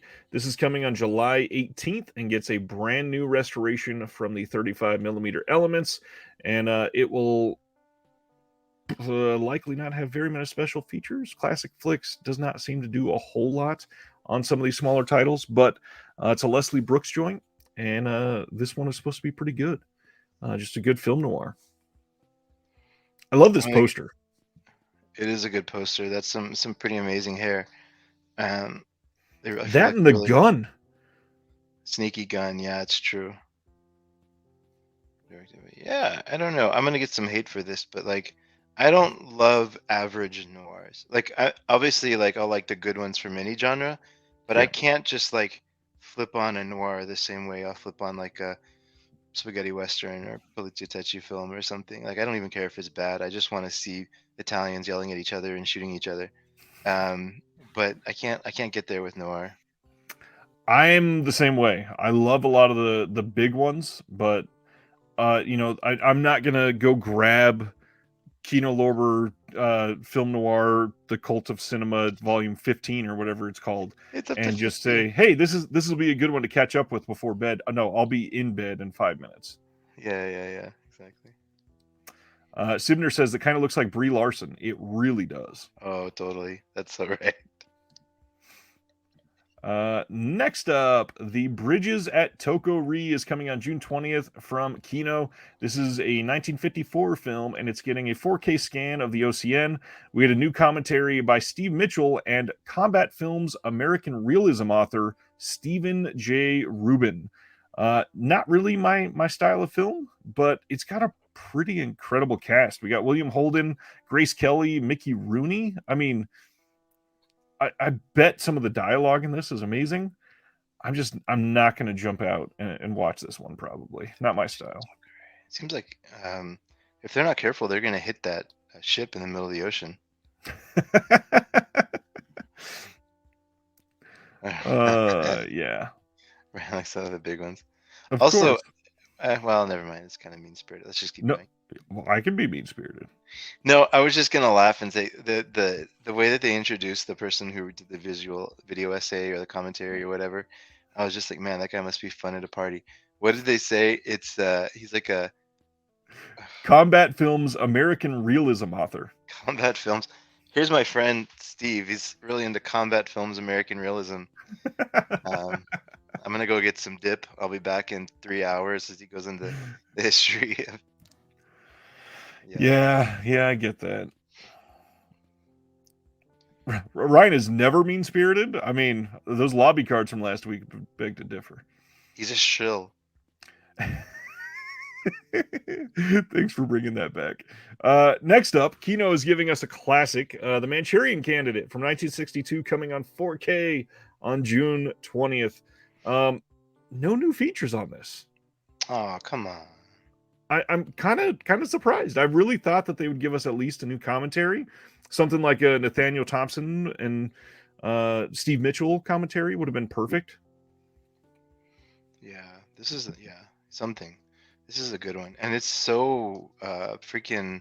It's one of these movies that's like uncomfortable to watch because it's so spot on with kind of the subject matter. It's like it just keeps repeating itself, you know. Yeah. Sibner says this is a beautiful slip. What do you think of this art? I've seen a lot of people complaining about this today. I think this is actually a really nice update for this title. No, I'm into it. Yeah, it's good. I don't hate it. There's much worse slips out there. It screams political intrigue. The only thing that I don't understand, and two things, her name isn't even on the slip, but Angela Lansbury just passed. The fact that she's not pictured is really odd to me. But again, like, her name isn't even on the slip. She's a big part of the movie. Yeah, that's a good point. That's a good call out. You're right. Let's see. Nathan had said he still hasn't picked up this, so it'll be a good one to pick up. Oh, there we go. Stan agrees with me. Why isn't Angela Lansbury on the cover? Yeah, this is. I feel like a lot more of her films are probably going to get released in the next handful of years. But I mean, she just passed. Like, how is she not included on this? Yeah, it's a mistake. Maybe she's in a lobby card. I love that this cover is up as we're making lobby card jokes about dead Angela Lansbury. Refuse, or it's probably Refuse Films in the UK, which is a little independent production company. They're not really like a boutique releaser or anything like that. They are putting out My Bloody Banjo from 2015. I had not heard of this, but it looked like a pretty fun release. Some of the copy that they're using on this made me desperate to post this. So I'm going to go through some of this. It says, a young man becomes manipulated by his imaginary friend to exact revenge on his tormenting coworkers. However, the better part is that the words they use to describe this being uncut. You can finally own My Bloody Banjo on Blu-ray with slipcover art designed by Graham Humphreys. This is a brand spanking new uncut director's cut. Director's cut that's uncut. 94 minutes, available for the first time ever with an unseen ending, uncircumcised for the first time, limited to only 1,000 pressed Blu-ray discs. That is region free. You can get it and play it anywhere. All of them individually numbered and signed by the director. You'll get the director's cut and the festival cut on here. Slipcover art by Graham Humphreys with an audio commentary, feature-length making of documentary, deleted scenes, outtakes, gore reel, and more. If you're in the UK, free shipping. I bet you $5 they had ChatGPT write that copy. And they got it out and they were like, fuck it, just print it. Yeah, they had to run with uncircumcised. Oh man, yeah, I don't know what to feel about this one. I need to find a trailer and seek it out, because if it looks good, like, this might be exactly the type of movie that I love. I was just telling my wife the other day how I wish there was an uncut version of My Bloody Banjo released. So here we are now. No, your wishes have finally been answered. Sweet. No, it looks right up my alley. I'll probably buy this, to be honest. I really kind of want to know what's going on with this face. I mean, it's used that multiple looks like, times. That looks like Robert Zadar's chin. It's I wonder if they very just got square. Robert Sadar's chin and like photoshopped it in. Bruiser, yeah, that's like, yeah, that's exactly right. This looks like something I buy after I've had one too many. John Peters says there's probably a penis mutilation in it, and that's why they use the word uncircumcised. Maybe, maybe. Or it's I just don't know. not it, or it's about what's the opposite of Jews? It's about the what is it? The uncircumcised people, not the Goya or whatever. I never mind. The joke's Oh, not good. Gentiles. The Gentiles. Thank you. Yeah, the Gentiles. It's just a movie about Gentiles and banjos. Oh, Nathan is totally right. He says it weirdly looks like Mark Cuban. It really does. Oh, I can't unsee that now. That's kind of true. Oh man. All right, let's get back on our rant horse. Scream Factory giving us 2 side exclusives that are both very confusing. So this first one, 1986's Sorority House Massacre is getting a site exclusive release that is 1,500 units only, and they're calling this a special edition release, which, as far as I can tell, there are no Scream Factory special edition releases. There have been some Shout Factory special editions, but they all of the Scream Factory ones are collector's edition or just like a standard release. This seems to be something different, but this is getting a new 2K scan of the OCN. There is a new interview with the actor Angela O'Neill. We got a new interview with Amanda Reyes, which is pretty cool. A slash course in terror inside Sorority House Massacre, not Sorority Horse Massacre. That would be awkward. It's a very different genre. But everything else from the old Scorpion disc is on here. So I don't know. There all kinds of features, but it's also $30. And it's not even Jim Wynorski. He doesn't come in. Wynorski. He doesn't come in till the second one, I think. Correct. So why buy this? Just wait for 2, 3, and 4. Or well, I don't think 2 or 3 are going to come to Blu-ray. Supposedly, that's not confirmed. But I'd heard there's too many problems with the elements. That would be a damn shame. We need a Wynorski box set. That's something that one of the big boutiques need to pick up. Yeah, you and Will Dodson are big defenders of Jim Wynorski, that's for sure. Who's not a defender? I want to meet that person. The movies are the best. But his very first movie, like Lost Planet or Forbidden Planet or something like that, like even the VHS is going for like $200 on eBay or something. I mean, I'm a little bit dated. I haven't checked in the last year, but like some of his movies are super collectible. So I hope. Joe Jack says, when is this releasing? Right now. You can buy this on the Shout site only, obviously, but this is available and shipping right now. Like, people have already gotten shipping notices, and this was announced not even like 10 hours ago. So yeah, you can get it for sure. Again, this one is confusing as hell. This is a big title. Sorority House Massacre has a massive reputation, and it should not have been a site exclusive. I don't understand why it would be. There was a previous Blu-ray release through Scorpion, but it doesn't make any sense that this wouldn't be released wide. Stan, if you can't, I can't really do this great. This is a hard bounty. Yeah, I don't know. Scream Factory is going to the dogs. They need to get their act together. We'll talk about Scream Factory more in just a few minutes, I'm sure. All right, cool. The other side exclusive, they're giving us a double feature of Crime Zone and Future Kick. This is, once again, limited to 1,500 units, and you can buy this on their site, and it's shipping now. We've got David Carradine in Crime Zone and Don the Dragon Wilson in Future Kick. As far as special features, the new 2K scan from the OCN on both titles, or one is the OCN, one's of the Interpositive, but that is the special feature. Future Kick has an alternate cut, but I mean, it's an SD. It's again, no real special features. This is I haven't seen Crime Zone before. It's an American Peruvian movie. You don't hear that combo every day. Get into the Peruvian new wave. Especially when you throw in David Carradine in the mix. Yeah. He was huge in Peru in the 80s. I don't know if that's true. Oh, Luis Losa did this from Anaconda. Okay. Yeah, sure. I'll see this. Anaconda was good. I'd probably. I like their. They seem to get good movies with the double features. What's the first one I picked up? Oh, well, back to Jim Wynorski. Deathstalker and Deathstalker 2. I got it for Deathstalker 2. Nice. Ooh, John, yes, this has VSA written all over it. It Except they would would have have made a lot of somehow. sense. Yeah, they would have made it 3 somehow. And they each would have been $30 rather than $30 for a double feature. Yeah, But exactly. they probably would have had updated special features Totally. And a poster.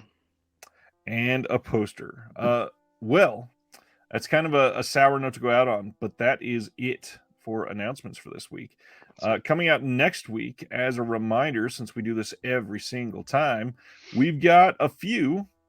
We've got 12 Angry Men on 4K coming from Kino, Serpico coming on 4K from Kino, The Rebel Without a Cause 4K is releasing, Seventh Seal 4K from Criterion, Cocaine Bear coming out from, I believe, Universal.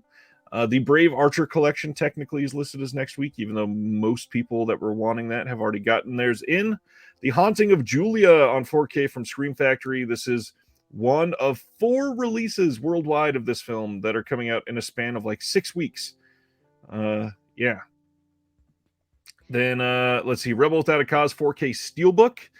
And then some You and Me from Kino Lorber, Living with Chucky coming next week.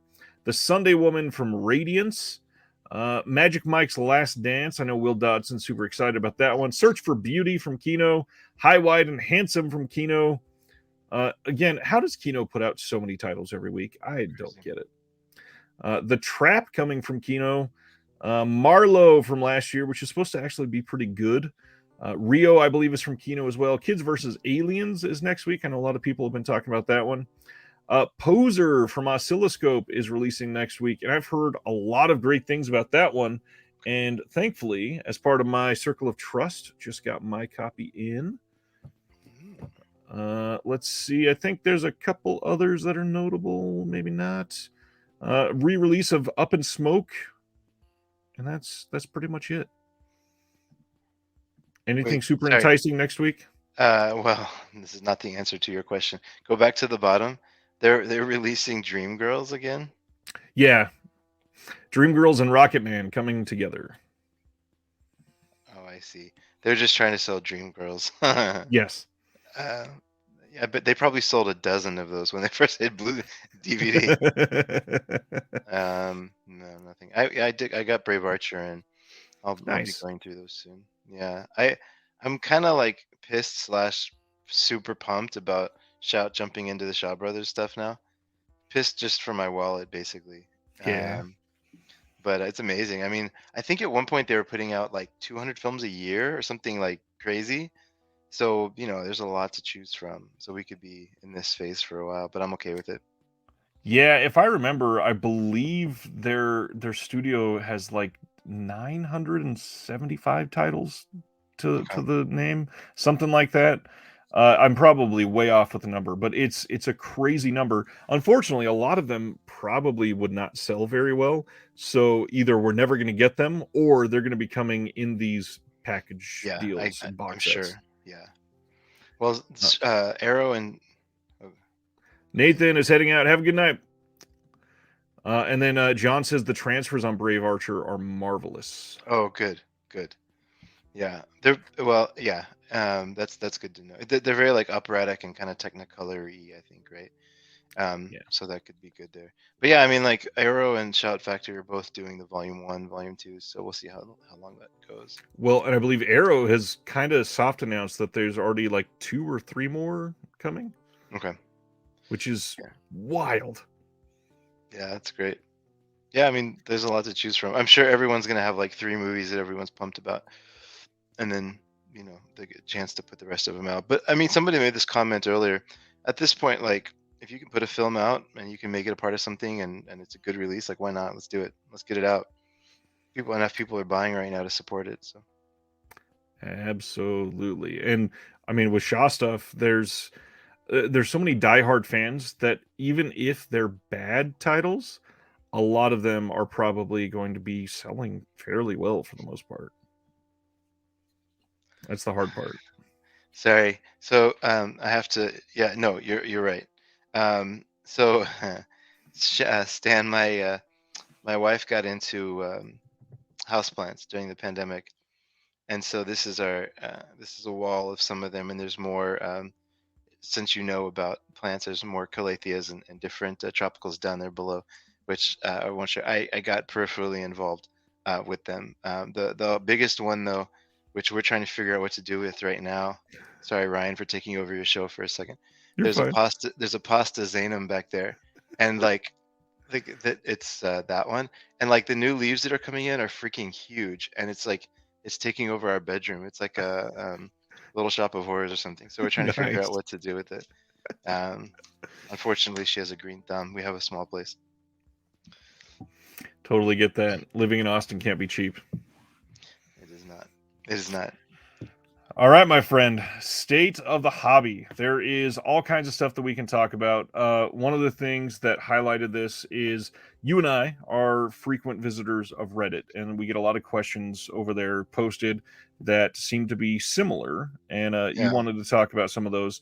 And then after that, we can get into some very specific labels, very specific releases. And then by now, we've gotten most of the announcements throughout about the halfway point of 2023. So we can discuss where we're at, what we're feeling, and answer questions from everybody in there, and just everybody can discuss together about what they're looking at overall, because it's an interesting time for all these releases. Just quickly, can I say something that is drawing attention to you for a second? You are look at like what you've done on the side here. Like people are engaged and like and care about you and like no inside jokes and like this is awesome, man. Like I'm so happy. Like it's always fun to come on here. I love the community you've built. It feels like a movie club or like just like it feels like you found some the like minds that are all just kind of here to talk about this stuff. I love it, man. It truly is. And I mean, not to like make it sound like I'm always pimping out the Patreon, but the Discord itself has so many people that are in the chat right now that we bring the Discord jokes to this every week. And there's so many that make me chuckle, and I just want to spout something out in response. But it's hard because a lot of people that are watching or listening later, they're not a part of the Discord, so they don't understand where that's coming from. But Yeah, you can yeah. get in on it right now. That link is in the description, and it's incredible. Yes, I recently just put a whole bunch of emoji on our Discord, so you can react with my face, you can react with the logo, you can react with the Kino logo if you're buying stuff from Kino. It's so much fun. Ryan hates pickles. That was a big thing yesterday. Yes, What do you hate about a pickle? I How do can't you hate? stand pickles. They make me feel like I'm gonna vomit. Aren't you Eastern European, or are you? No, very Oh, much okay. not. I am Western, like Irish and Scottish. Oh, okay. Fair enough. Fair enough. Yeah, I mean, I like my mom's side is like Czech, not like a mix, like Czech, and so everything was pickled. Like we just grew up like we probably pickled an Oreo at some point. Like grandma just pickled everything. And that's the So I hard don't part. know. I like the taste of vinegar stuff. I just don't like pickles, and I don't know why. Like I God, was it last week? I think it was. I made homemade banh mi's, and I pickled carrots and was it Damn. radishes or something else Yeah. to put on Yeah. there? Yeah. Yeah, Yeah. Damn. it was good. Well, I know where to stop by if I'm in Kansas City for a meal. Oh man, Um, yesterday I made a copycat Arby's roast beef sandwiches at home. Shit. So much better than Arby's. Whoa, whoa, whoa, whoa. Years of eating in shame at an Arby's drive-through would argue that that's a pretty good sandwich. Stan, if you need help with the Discord, let me know. I've got a video and I can walk you through it. I can send you how to do it. I did it for Sardis, and Sardis is on there every single day now. So we got to bring you on. Come on. Awesome. All right, Reddit questions that you wanted to highlight and talk about. Yeah, okay, sure. So, some of the ones that were like, I think there's even some threads about it today. There's, people get really passionate about this idea of like blind buying. like in the same way that people used to talk about the seven deadly sins. It's like, do you blind buy? Um, and I just, I don't know. Like that was one of the things I was curious about with this group. I don't even know if it's really controversial or if it's worth talking about. I'd assume that most people in this group probably blind buy. But it's like every time somebody brings it up, I have to kind of like recalibrate and try to be empathetic and try to figure out where they're coming from. Because like, how else do you discover stuff? Like, I don't even know what I would. I guess you could Right. stream, but like, it's not a huge risk, and it's just like a way to discover all these things, right? I Yeah. don't even know what the like heartburn's about.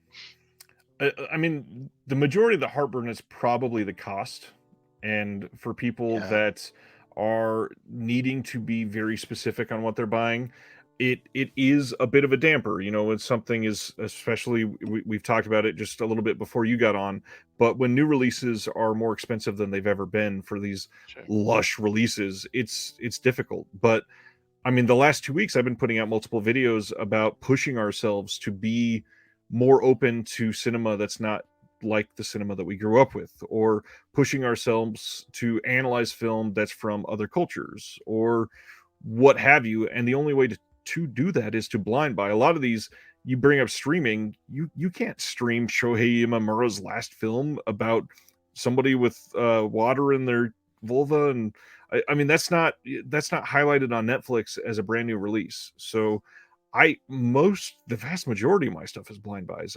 I will happily admit that. Yeah, yeah, I fully agree with everything, and I'm fully agreeing with all the comments too. I think that there's some nuance there. Like, there's like if I like Tom Cruise, for example, and I'm like a Tom Cruise stan, then it's not a huge risk to go buy like a Tom Cruise movie, right? Because Right. I'll get to watch my boy for 2 hours, probably do some stunt that's never been done before. Um, but like I remember like there's a huge. I mean, I've always kind of been a blind buyer, but I remember when I put in and finished Female Prisoner 701 Scorpion. And first of all, if anybody in the chat hasn't seen it, go watch it like now. That movie and the second one in the series are just some of the craziest and most amazing, beautiful, like beautifully framed and shot and interesting stories I've ever seen. But like, how would you find out about that otherwise? Like I just kind of like I kind of trusted Arrow, so I put it in, and I like Michael Kaji. And then I was just like, damn, this one I think it's number 8 for me right now on my favorite movies of all time. Yeah, Michael. Wow. Yeah. Oh, and then the other one, Deaf Crocodile. We give them a lot of love. Oh yeah. Fish and Cat. Like, what the hell? How can I go without seeing that movie? It's number. Oh no, Fish and Cat is number 8 for me right now. And then Female Prisoner 701 is number 28. That's what it was. I just looked this up today because I was curious on both. But like, how do you like? Yeah, how do you know about these unless you just take a chance on it? Anyways, we're all saying the same thing. Completely agree. On the subject of blind buying, we got some good comments here. So Yeah. John says, I love blind buying because I'm an explorer of cinema. I might seek out a trailer or review first, but I largely blind buy. The Reddit conversation that you were talking about, some people listed nuance around the words blind buy, which I've never seen this conversation. What is a blind buy? Is it just something that you've never seen the full film, or is it something that you're going in with full on blinders, never read about the movie, don't know anything about it, never seen a trailer? To me, just not having seen the film is a blind buy. Yeah, I think the reason it's funny you picked up on that. I actually asked that question, and I saw.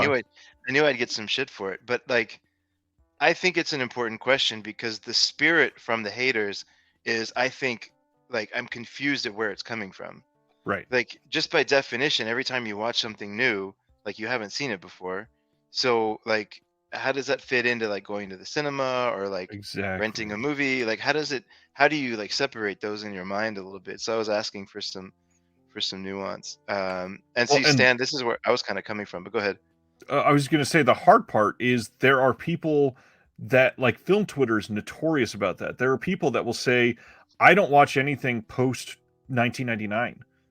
And I can't fathom that. Like, I understand not enjoying the look of modern cinema, but there are still masterpieces that have come out since Oh 1999.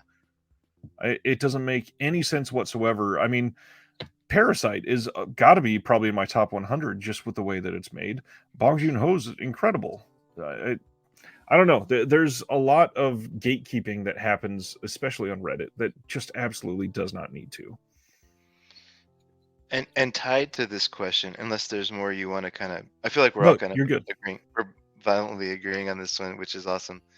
Um, uh, is the idea of like how many, what percentage of your collection or library have you seen? And I know people get rankled about that. I'm at like 40, That's but pretty like good. I'm gonna get there. Like, Yeah. I watch 350 movies a year and I stream 50. So that means I'm like pouring through 300 of my releases a year. And like I buy more than that. So, but like, yeah, I don't know. That's another one that I don't quite see the controversy over. Yeah, me neither. We had a 40% question that on came out titles. before the blind buy conversation that I wanted to highlight. Dave says, do we think there is an actual decrease in the number of releases overall, or just that purchasing has all gone online?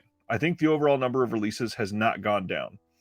I mean, personally, my feeling, I think we're seeing that the overall number of releases has skyrocketed, if anything, Yeah. compared to even 5 years ago. But more importantly, looking at something like 10 years ago, there is no competition between now and then that we are getting overall higher number of releases nowadays. Do you remember hold on. The digital bits. Do you remember when they were like the place to go? Yep. And it almost feels like that. Like maybe not quite as crazy as that because I mean you could scroll through for like 30 minutes, but like it's starting to feel like the digital bits days where you're just like every week is like different countries and genres and companies and whatever and like yeah, anyways, I think it's crazy. Yeah, obviously we are not letting the brick and mortar experience match that, but because they can't compete with that. They're not making enough off of a Kino Lorber release that they can sell in a Best Buy for maybe $20. They're only going to make a couple dollars off of that wholesale Hmm. wise. And for Hmm. them, their main money is coming from sales of appliances. So why would they keep those in stock when people can get it for free shipping and cheaper on Amazon? I also think this varies by country. Have you ever been to London in the last like 10 years? I am a very uncultured white person that's never left the United States at all because I'm always poor. I think I did know this about you actually. But And I work in immigration. What? I'm an idiot. you just process other people trying to get in here. Yep. It soured you from traveling, I guess. um, uh, Anyways, there's a store in London called FOPP, Yep. which is an unfortunate name in this culture, but their collection is unbelievable. Like, I'm not going to say it's worth a trip to London just for the store, but like you walk in, I think there's more than one, but the one that's like in downtown London, There's quite a like you few. Yeah. walk in and it's good, like normal kind of studio stuff and whatever. Like it's nice, they have the magazines and the toys and some maybe even some CDs. I don't know. But then you go into the basement and you're just like, oh, like everything we're always scrolling through and every Instagram post you do, they're all there on their shelves. They organize it by label and it's like it's amazing. So they're the last vestige, I think, of this. Yeah, the UK, they've got FOPS, they've got HMV, all kinds of places. You can go to the BFI and buy all kinds of physical media That's there. true. Other places like Spain has all kinds of massive physical media stores that Oh, people cool. have shared in the Discord that have gone on vacation in the last year or so. We've got Australia, Cinemaniacs is Yeah. a massive store. They've got all kinds of stuff going on there, and Lee Gambin is on the roster trying to help them get bigger. There's so much that is happening in other countries still for physical media. And honestly, with our mail system, it's just cheaper in the US because we're so massive. It's cheaper to do stuff online and sell direct to consumer. Yeah, I think so. And we don't tend to congregate in the same way Europe does. Like, if you Correct. drive 6 hours in a car, you can be in like 3 countries in Europe for the most part, Yep. unless you're driving through Poland or something. But like, um, the U.S. is very big, so.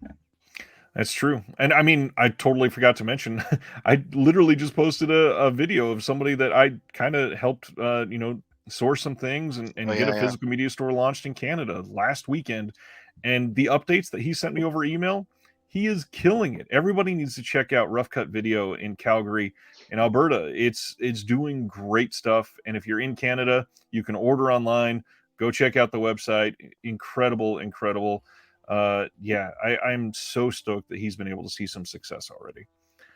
Good for him. Let's see. Stan says I should join the Navy and see the world. They would never take me anymore because of my foot and my fat. Uh, the movies help me travel from within my home. Exactly. That's a good point. There's an amazing physical media store in Rome. They had everything, says Dead Sea Life. Oh, don't tell me that. That's that. I would have loved to see it. Mech Pilot wants to know how's Barnes and Noble surviving this long. They don't price match anyone at all. I honestly, I don't really understand how they beat Borders. Borders, I liked way more than Barnes and Noble back in the day. Back in the day. Borders is better for sure. Um, You know what though? There's something weird. Barnes and Noble has like a vibe to it. Like, people go into a Barnes and Noble and just like sit down and play with the toys that they have and like read, and they're just there for like 2 hours. And I guess Yep. you buy stuff when you're there, and they always have a Starbucks. I don't know. It feels like they're making it work. I have no idea how they've stayed open, because they'll buy like 10,000 square feet or whatever, and they have these massive Yep. stores. Oh, random tidbit. So I was just in Canada, and I was arguing with the Uber driver because he was saying that 9,000 square feet wasn't a big house. And I was like, it was hurting my brain. I was like, he's like, no, just like a normal family home, like 9,000 square feet. And I was like, what? I don't know. 900, sure. Yeah, maybe, right? And I was like, what? And we got out the calculators and like we're converting meters to feet. And he was talking about 9,000 square feet. And I was like, I could. So finally, he made one comment, and I was like, wait, are you saying that the entire lot is 9,000 square feet? Okay. Because he was talking about having a pool and stuff, and I was like, I'm on to you, you French Canadian bastard, trying to trick me into thinking 9,000 was a small house. Anyways, That's really funny. it took us 20 minutes to get there. Okay, sorry, last tangent on video stores. Do you remember Blockbuster Video, obviously, but do you remember Blockbuster Music? Very, very like small memories. Yes, it Oh, was a place to get to my nearest one where I grew up. I had to drive 35 miles away. okay, okay, fair enough. But they had the dumbest idea. I'm not surprised they didn't like stick, because you could go in there like when I grew up overseas, right? So we would come home for the summer. My parents would drop me off at a Blockbuster Music, and I would bring a stack of CDs to the listening station they had. There was like a circle around the center of the store with headphones, and they would open every single one for a 15-year-old kid, and I would walk out with like four. But I was in there for 3 hours just listening to all the new punk music, and then I would just like give them back, and they had to shrink wrap it and sell it as used. Wow. Um, anyways, Yeah, uh, that doesn't work very well. no, So we've talked about physical stores. We've talked about number of releases. The mm, next thing that was obvious that I kind of touched on before you came on, pricing. How do you feel about the current pricing? Because we are obviously at the point where we've got Kinos on sale 3 or 4 times a year for $8.95, and we also have people complaining about Severin releasing a 4K title that when you factor in shipping, I think Four Flies on Gray Velvet was $63 after shipping by itself. Which again, not putting that down, I know that's a lot of money. sorry, real quick, Sivner, I spent a lot of time in a Virgin Megastore too. That's a great call out. Um, okay, we've talked about this before, maybe even on your show. Like, Probably. I have always defended the rising prices, because you're investing in these companies, they're having to spend. I mean, you see what Deaf Crocodile's doing. Even with like very good sales, they're still having to do Kickstarters to go restore these movies that are just expensive to restore. Right. Like, back when those guys were with Arbellos, they did that the craziest animated movie that's probably ever been made. That like anime rape movie. Um, not Funeral Parade of Roses. It's a beautiful movie, but it's just like really hard to watch. Anyways, I'll remember the name here in a second. It cost them $150,000 to restore it. Like what? They're never gonna sell that much. Right. And of Belladonna of Sadness. Thank you, thank you. Sorry, it was crazy. It was Black Man. Beautiful movie. Uh, they're never gonna sell $150,000 worth of those And at that's the hard 20. part is if it's not a major title, Yeah, studios are not going to pony up for all of these titles to be restored. yeah. I don't know what you do. There's an analogy I want to draw. See if you like this. I was thinking about this in the tech startup world. Um, it's all fun and games when it's like a 10-person company, 20-person company. You're just like fighting to close deals. Did What does this mean? Did Ryan I'm just still drop here. off? I was Oh, just there you go. highlighting you. Oh, okay. Sorry, I thought I was just. I mean, I don't mind holding the floor. Um, you have like it. You just have this like passion project, and then institutional investors come in, and they buy the basically the spirit of the company, Right. and they say it's cool what you did. Now let's go grow it by like 10x, Exactly. whatever, right? And it feels like that's what's happening for companies that are just like there. It feels like somebody that's like money minded is coming in, and I don't know if they're getting a round of investing dollars or if they're getting loans or like whatever. um but it feels more like that is happening, where people are just saying like, okay, we have something that has like a captive audience. Now how do we maximize, like squeeze the money out of that audience, as opposed to maybe like kind of breaking even, like maybe having a little bit of money coming from it, but essentially everybody's poor and just having like a great time. Now it seems like someone's trying to get wealthy off of it. I don't know what that means for the ones that are putting out 3 titles a year. Maybe they're just seeing that you can do it, and so they're like upping the prices to compete Right. Right. with the bigger companies. But I don't know. That's what it feels like to me. Like we're losing a little bit of the fun and like the spirit of it for the name, in the name of like getting more of the things and like better quality things. So I don't know where that balance is. I think the other part that hurts it for me is uh, the part that lies within the lack of transparency. So there are certain companies like uh, the the one I just mentioned, the Severin release of Four Flies on Grey Velvet. It very well may be something that doesn't even make them a profit when they are able to license this, get it restored. That is very expensive in Italy. They have to bring in the scanning machine, whatever. Yeah. They do all of this and foot it and just say, we do this for the passion of it. And it costs $55 to the consumer. Um, However, they have other titles that come out that maybe on some of those other ones, they're $28 titles, but in all reality, they licensed the transfer from a studio and they probably could have made a slight profit at like $19 even. Hmm. And that's how they're still able to put them on sale. Now, not that Severin's doing this. I only say that because they were very transparent about why Four Flies was expensive. The companies that are more shocking for this is something like, I hate to shit on them 2 weeks in a row, but like a Shout Factory.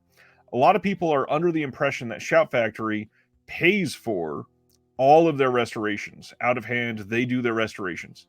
They don't. They do some of them, sure, but they price every release like they did their restoration.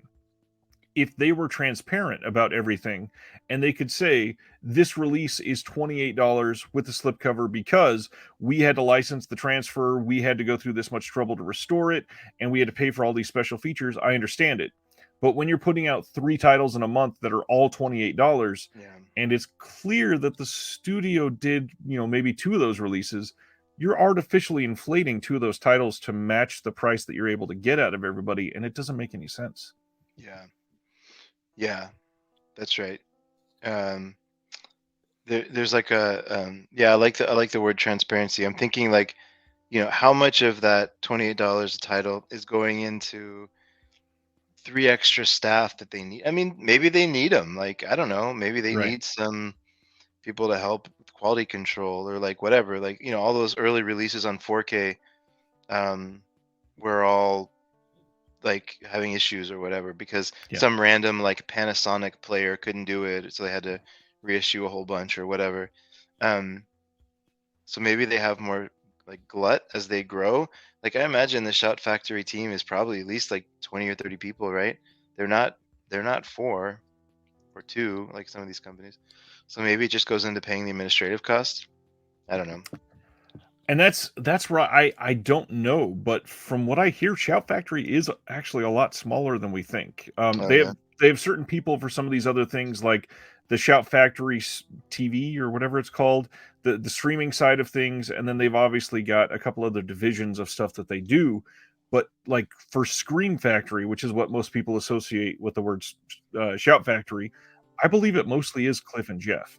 Hmm. Um, I think that they do a lot of it, and then they have a distributor that does all the packaging and all that. That isn't part of Shout Factory. Okay. I just, I don't know. I don't know how they think that they're just going to keep getting away with the pricing, and obviously people are buying them, so that's got to be a way that they do it.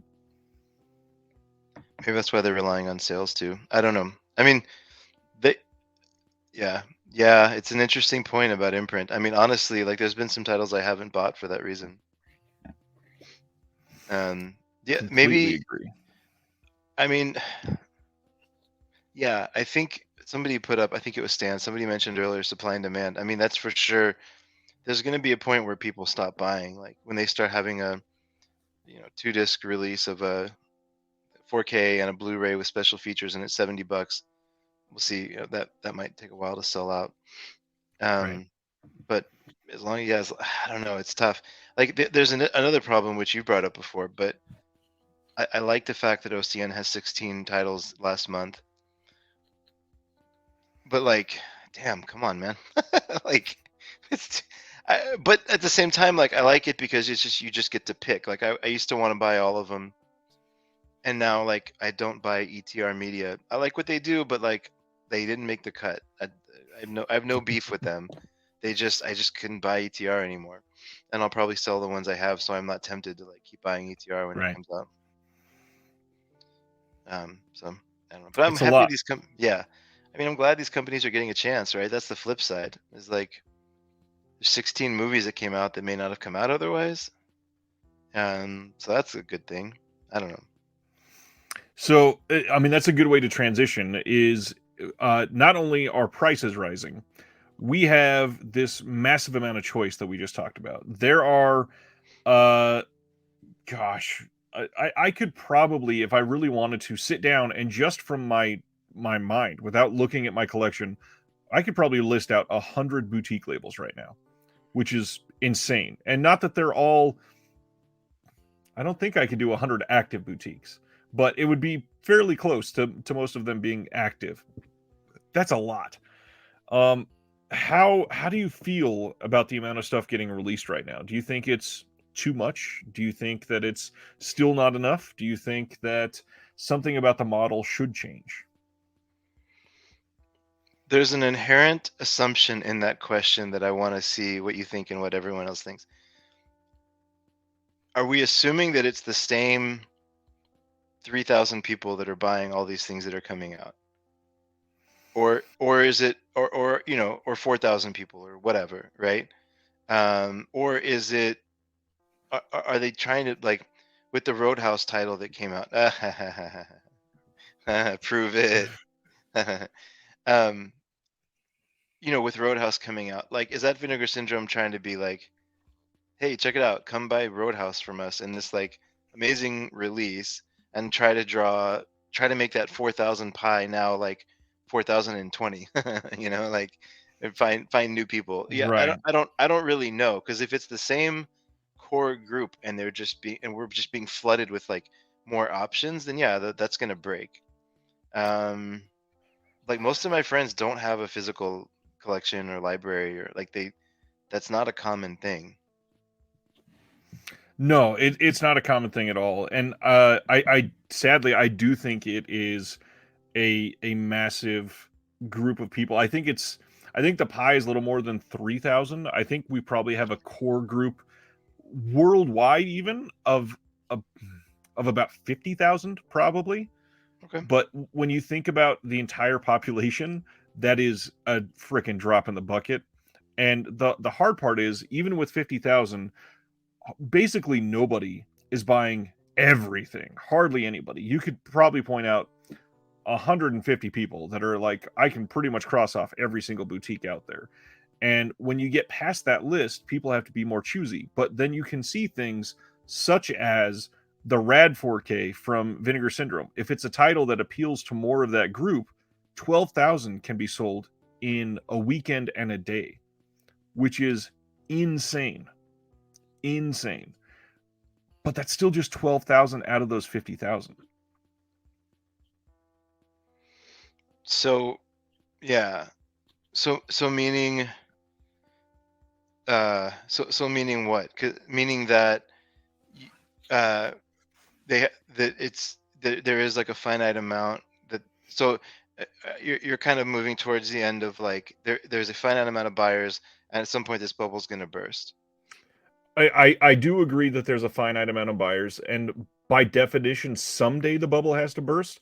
I think we're still a long way from that bubble bursting, because Yeah, I even think so if too. 50,000 gets down to 20,000, 20,000 people buying stuff worldwide is still a lot for how Yeah. many companies we have. Yeah. Yeah, no, I agree. I think we'll be good for a while. It's like we're in that we're in that like long tail phase of whatever this industry is. And so Correct. we found the people that are just like passionate about it.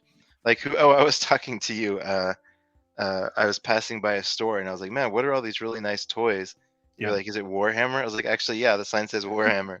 Like I didn't even know about that, but apparently people will like kill each other for a nice Warhammer toy, right? So Yeah. a lot of industries have this like passionate rabid fan group, and I guess that's us. Yeah, and if over the next 5 years, inflation doesn't get any better than it's been over the last 2 years, maybe that 50,000 drops to 40,000, and some of these labels start to feel it because some of those 10,000 that were gone were some of those core fans, and you just never Yeah. know. Yeah. I wonder too if like things go in cycles, so all of a sudden it'll be cool to have a physical media library or something, you know. Well, and that's the hard part, is if we're already on even if we're on the top of the tailing down of the bad side, we hit a really good peak during the pandemic at the height of, say, September of 2020, where so many people were at home and eager to dive into physical media that more Yeah. people were doing it. It's hard, because if it's going to get bigger than that, it's something major has to happen. And honestly, that's not that far fetched. A lot of these streaming services could fold at the drop of a hat. Sure. Yeah. And I mean, to Joe Jack's point, we just saw it with Olive Films, right? I know there was a reason that that happened, but there are labels that are um, folding. You know, rather than like speaking for like the whole industry, I'll just say for me, um, yeah, I agree with that. We're kind of reached that collector's market phase. Um, so my total collection is just crossed 5,000. It's like 5,100 films. I think it's over like 4,700 titles. I mean releases. Right. And I just did, in fact, in these doors behind me, my wife's pissed because they've been sitting there for like a month now. But I did a purge of a lot of the old studio DVDs that I had to like, I only have like limited space. So I have Billy shelves and they're double stacked in terms of coming out. And I probably have room for 500 more or something. I don't know, ish, before I have to figure out if my son loses his bedroom or what I do with the collection. So um, Wait, that you're telling me you limits. don't have a 9,000 square foot house? I have a 9,000 square foot lot and a 500 square foot house. It's all overgrown grass. Um, but yeah, I don't know like what that's gonna do to the way that I buy too, because like at some point there's only going to be so many that I'll want to like get rid of, right? Right. There was a comment in there earlier about maybe we should spend a minute talking about like responsible collecting or how to Oh, collect. absolutely. My son can sleep on the couch. Yeah, no, he's tonight. That's the reason I was late. The asshole took 40 minutes to go to bed. If I mean, I guess it's y'all don't know me. It's not funny if I'm calling my 5-year-old an asshole, but I'm just kidding. He's a very sweet kid and I love him, but he took a long My time to go kids to are assholes. bed. um, the way the setup is, he has like a race car bed, and then on either side is billy shelves with like this peaceful like forest kind of like um, tarp over them, and behind them is like all the schlock and horror stuff. It's like right by his head when he's sleeping. He has no idea. Um, but where are we talking about? Yeah, so I think like, Responsible spending. yeah, the way that I buy will change, not because of more titles or more whatever, anything we've been talking about, but just because I've kind of reached a max, and like I'm not I'm not willing to sacrifice my marriage to start bringing it into this Right. bedroom and like getting rid of those philodendrons. Um, so I'll have to be more selective, and even if there's stuff I want, um, the only thing it's going to be really hard for me to give up is I'm a big sucker for a box set. Like Totally I get that. love a good box set, so I have to figure that out. Yeah, And I get that fully. And Ragnar, go ahead. sorry, I've thought about this. To Ragnar's point, so my next phase of like things I'll do, I don't know, at some point in my life, is I want to try to figure out how to rip the all the files off of the discs and put them somewhere. But they're huge. Like when you Yeah. start getting into the Blu-rays with the multiple commentaries and the subtitling tracks and all this stuff, like these files are You're huge. talking 90 gigs on some of the great ones. Yeah, that's nuts. Let alone 4K, which, I can't even imagine. But like, Yeah. I remember, yeah, you get into some of this stuff. The DVDs themselves aren't too bad. Um, but yeah, these Blu-rays are massive, so I don't even know what. Responsible spending. I think that is the next thing to bring up. Which I did discuss this a little bit a few months ago. I think it was the last Reconnected for 2022. Just keep in mind, you don't have to buy any of these. You don't need to feel pressure to buy any of these. Mhm. You don't have to buy any of these. Literally, like underline the word any on that. You can buy one. You can buy none. Buy what you want. That's within your means. Don't get yourself in trouble. Um, Debt is a pile of quicksand that will never be easy for anybody to get out of. And Mhm. when you're looking at 2023 through the lens of inflation and impending economic doom that they're holding over our heads at the moment, it's not super hopeful. So I get that it's tough to make smart decisions, but you got to do what's best for you too. Yeah, I think that could be part of it. I mean, think about like in a weird way, 2020 and 2021 was like the that's true. 2021 was sort of like this. It felt like free money. Like the Yeah. government was just like giving us money, and so Well, it and a kind lot of, of people were staying home, so you were spending less on gas, you were spending less yeah. on car insurance, you were spending less on clothes because you weren't wearing them down going to work at a factory. You were spending less on social events because you couldn't go to some of those. It is tough. Sorry, there's some good. Um, just real quick, Ashby, when I first started collecting, I had the way that I budgeted without any money was That's I would, Will, by the way, Will Dodson. oh, hey, Mr. Dr. Dodson, Mr. Dr. Dodson. Uh, so I would walk into a Best Buy, and back when they had this like massive DVD section, and I would spend like 200 or 300 bucks, and then sometimes I could pay it off in 2 months, sometimes I could pay it off in 4 months, but I just wouldn't buy anything else until it was paid off, and then I would go, and I had like my DVD credit card, so that's how I built up my initial collection. Nice. Um, all these comments are spot on. It is FOMO. It sucks when stuff's selling out in like 6 hours. It's like Yeah. what the hell am I supposed to do with that? Like, And that, unfortunately, that's where some of that transparency also comes out to play. I love when companies like Second Sight is announcing the standard edition the same day as the limited edition, so somebody mm, can say, "Oh, this will be in stock for a while. Even if I love the extras on this, I can wait and grab this in 7 months when it's not right after yeah, Christmas." yeah. Um, I'm also a big fan of people that leave their limited edition in stock forever. This is one of the best things about Criterion. The fact that you can go buy something that has limited packaging in 2019 and in 2023 and it's the same thing, that is a huge win.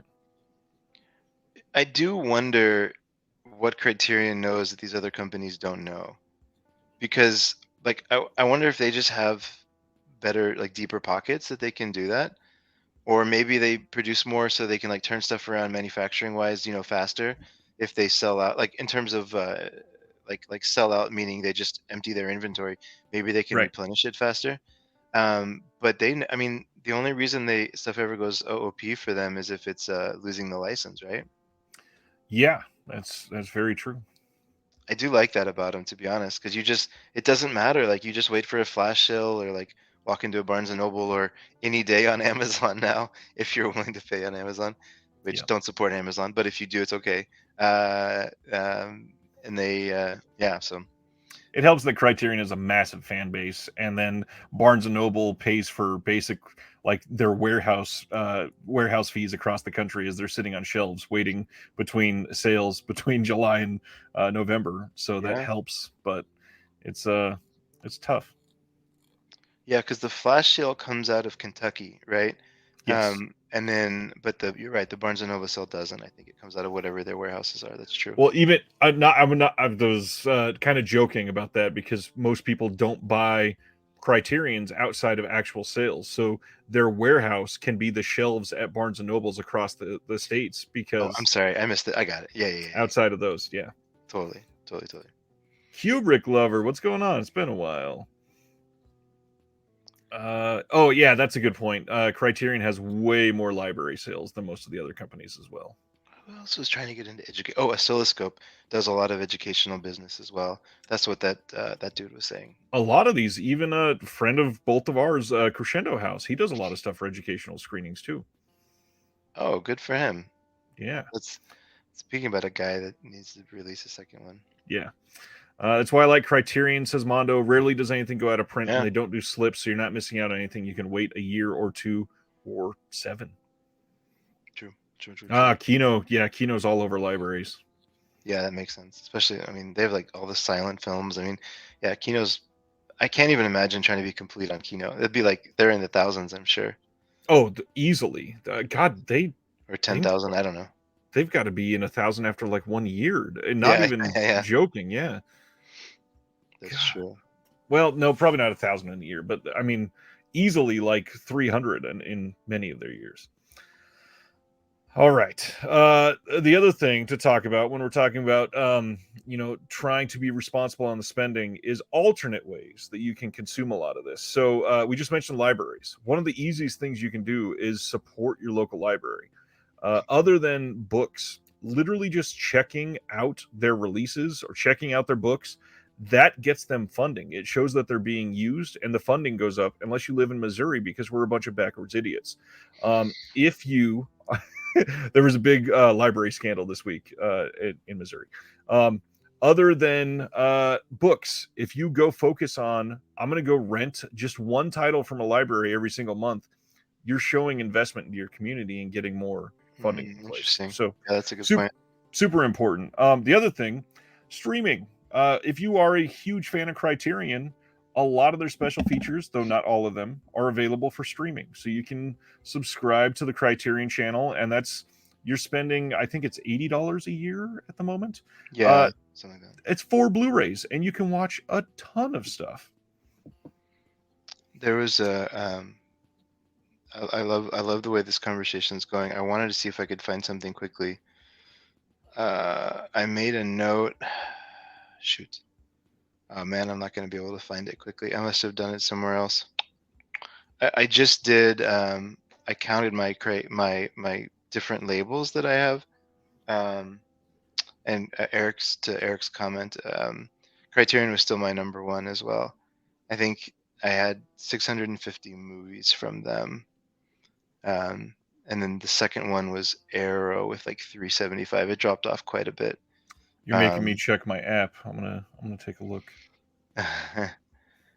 But yeah, Criterion Channel is the way. I love it. I mean, Arrow Player and Criterion Channel are on the same technology, so they're essentially the same app, but just for like different companies. And $100 a year for Criterion. Sorry. Yeah. I mean, I know it sounds like a lot when it's 3 numbers, but I mean, it's such an amazing deal for like and their curation is some of the stuff they get on the Criterion channel is amazing. But what was I gonna say? Yeah, um anyways, I forget exactly where I was going, where my train of thought. But yeah, they're still my number one physical media company is Criterion. Uh, Canopy, that was I was going to bring that up earlier. Ashby just posted. Canopy is another really good streaming site. You just tie into your library and you can just stream like anything in their system. It's awesome. the hard part, some of the bigger cities, Canopy's not allowed to operate there for some reason.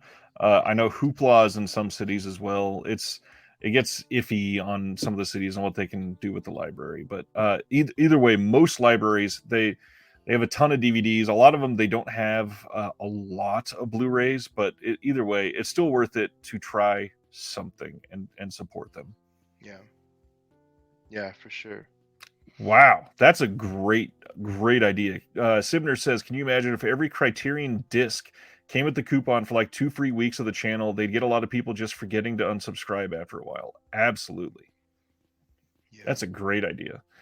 You made me check, and Criterion is my 1, 2, 3, 4, 5, 6, 7, 8, 9, 10, 11th most collected boutique. I've got Shout Factory is up there, Vinegar Syndrome is up there, and Arrow is up there for my boutiques. I've got a lot from Warner Brothers for some reason. Probably WB Archive, I'm guessing. Probably a lot of them, yeah. Or you just love Warner Brothers Studios. They have all the Yeah, MGM titles, maybe. I don't know. yeah. I'm a huge DC fan, even though I've only ever seen like 2 of them. Yeah, so there's lots of alternatives. Obviously, streaming is still very decent for the price that you're paying for the amount of content that you can watch, but it's still lesser quality. So understand that. I will also highlight the service that Celeste de la Cabra is always a big fan of. I never remember the exact title, so I'm going to try to go to another one of my videos that Celeste was on real quick. I think it's 3D Blu-ray rental or 3dblu-ray.com, something like that. I'll get it in just a second. I apologize, but Here, it's super worth it. while you're looking it up, I want to address Kubrick's question or comment.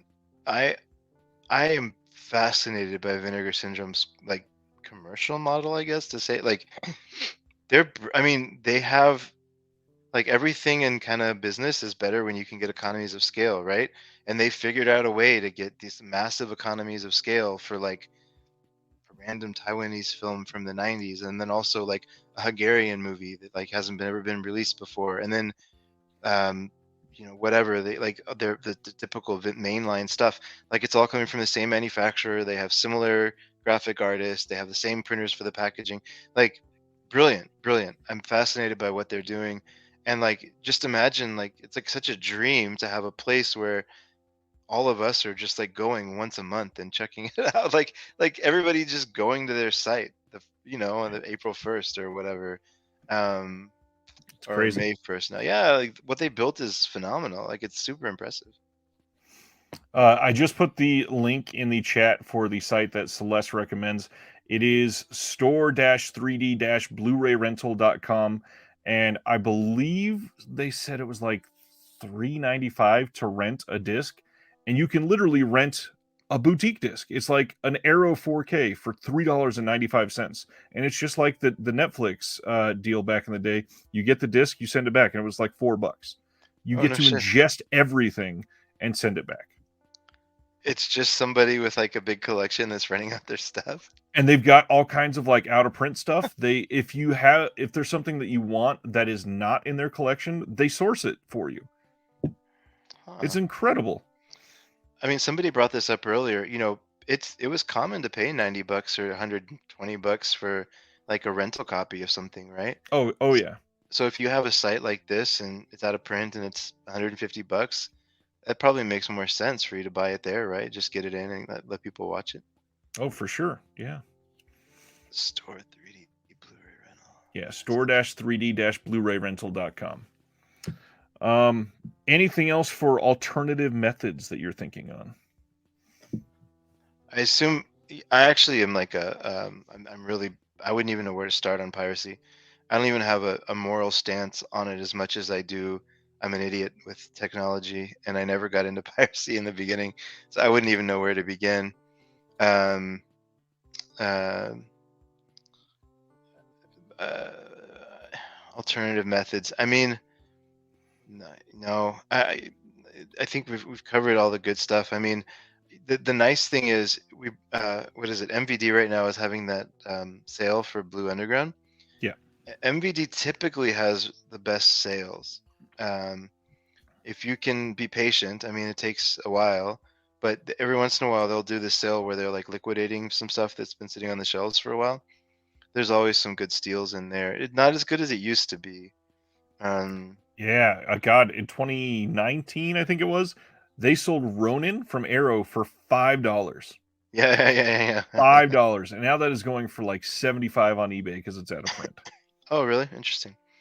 I'll have to sell my copy. I didn't like that movie as much as I thought I would. The only other alternative method I really wanted to point out is the used market. You've got flea markets, you've got thrift stores, you've got garage selling. All of these places, people are falling away from physical media, and us collectors still love it. A lot of those places are great to find them and find great deals on stuff. And yeah, sometimes they're not going to be in super great shape, but at least it's still you being able to challenge yourself with great cinema. Yeah, in fact, while we're on that topic, there's a point on the you were talking earlier about responsible collecting. There's a point about being a completionist that I want to bring up because I think it ties well into this. I think because I'm a massive completionist, like Same. I'll just admit it. Like someone jokes about Collectors Anonymous, like that's me for sure. Oh yeah. So what I've had to do for that is just be patient. Like I was looking at back when I was still collecting Massacre videos stuff. The very first title for them was Hack-a-lantern. Hack-a-Lantern. Thank you. And I really wanted that like special limited edition slip that was not really on eBay at all. And when it did come on, it would be for like $200 or whatever. And so I just decided I was gonna wait, and it took me like 9 months, but I found a copy for $80. And yeah, I mean, 9 months isn't that bad in the big scheme of things. I was expecting to wait for a lot longer. Right. But now I'm complete up to the first 11 titles or whatever. Separately, I'll probably be selling those if anybody wants them. Let me know. Tied into that, I'm also selling most of my Massacre video. If anybody wants any titles, message either of us. Yeah, just hit us up. Yeah, Hack-a-Lantern was a fun watch. I feel a little bit bad, but with this beautiful set, now we can get some good Bollywood horror. We don't need to rely on Massacre video anymore. That is true. Yeah, so the used market, there's a lot of really great places to get them. I would say scouring even the online used stuff. Grindhouse Video has some used stuff that they used to post online. I believe you can still get some of his stuff in person at the store. Orbit DVD has a huge used section. They're about to have a used section sale in like 4 days, something like that. But even like dinged up copies that they put on Orbit that are dinged up because anal collectors will be pissed off because of a tiny little dent on the corner, and you can get it for like literally 60% off. It's crazy. That's one of my secrets that I totally forgot about. I wasn't trying to hold it, but if you just click the like tell me when it's available button for the Orbit, Yep.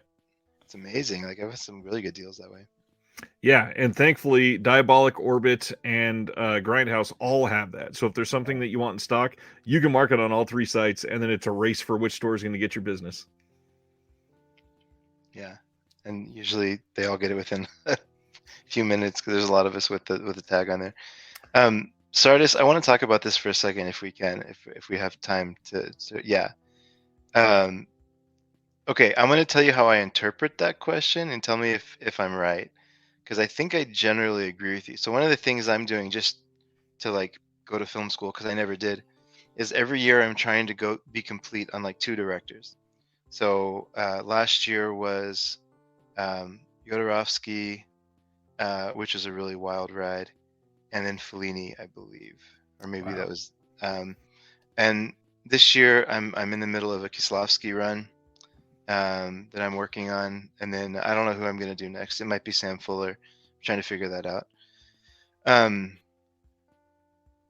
But I've done it this will be my 4th year to do it now, so I don't know how I feel about that anymore. I used to be super into filmmakers, and I still want to do it as like a part of my general film like collection. And I definitely want to do a Jim Wynorski run one day. I would just wish this stuff wasn't so hard to find.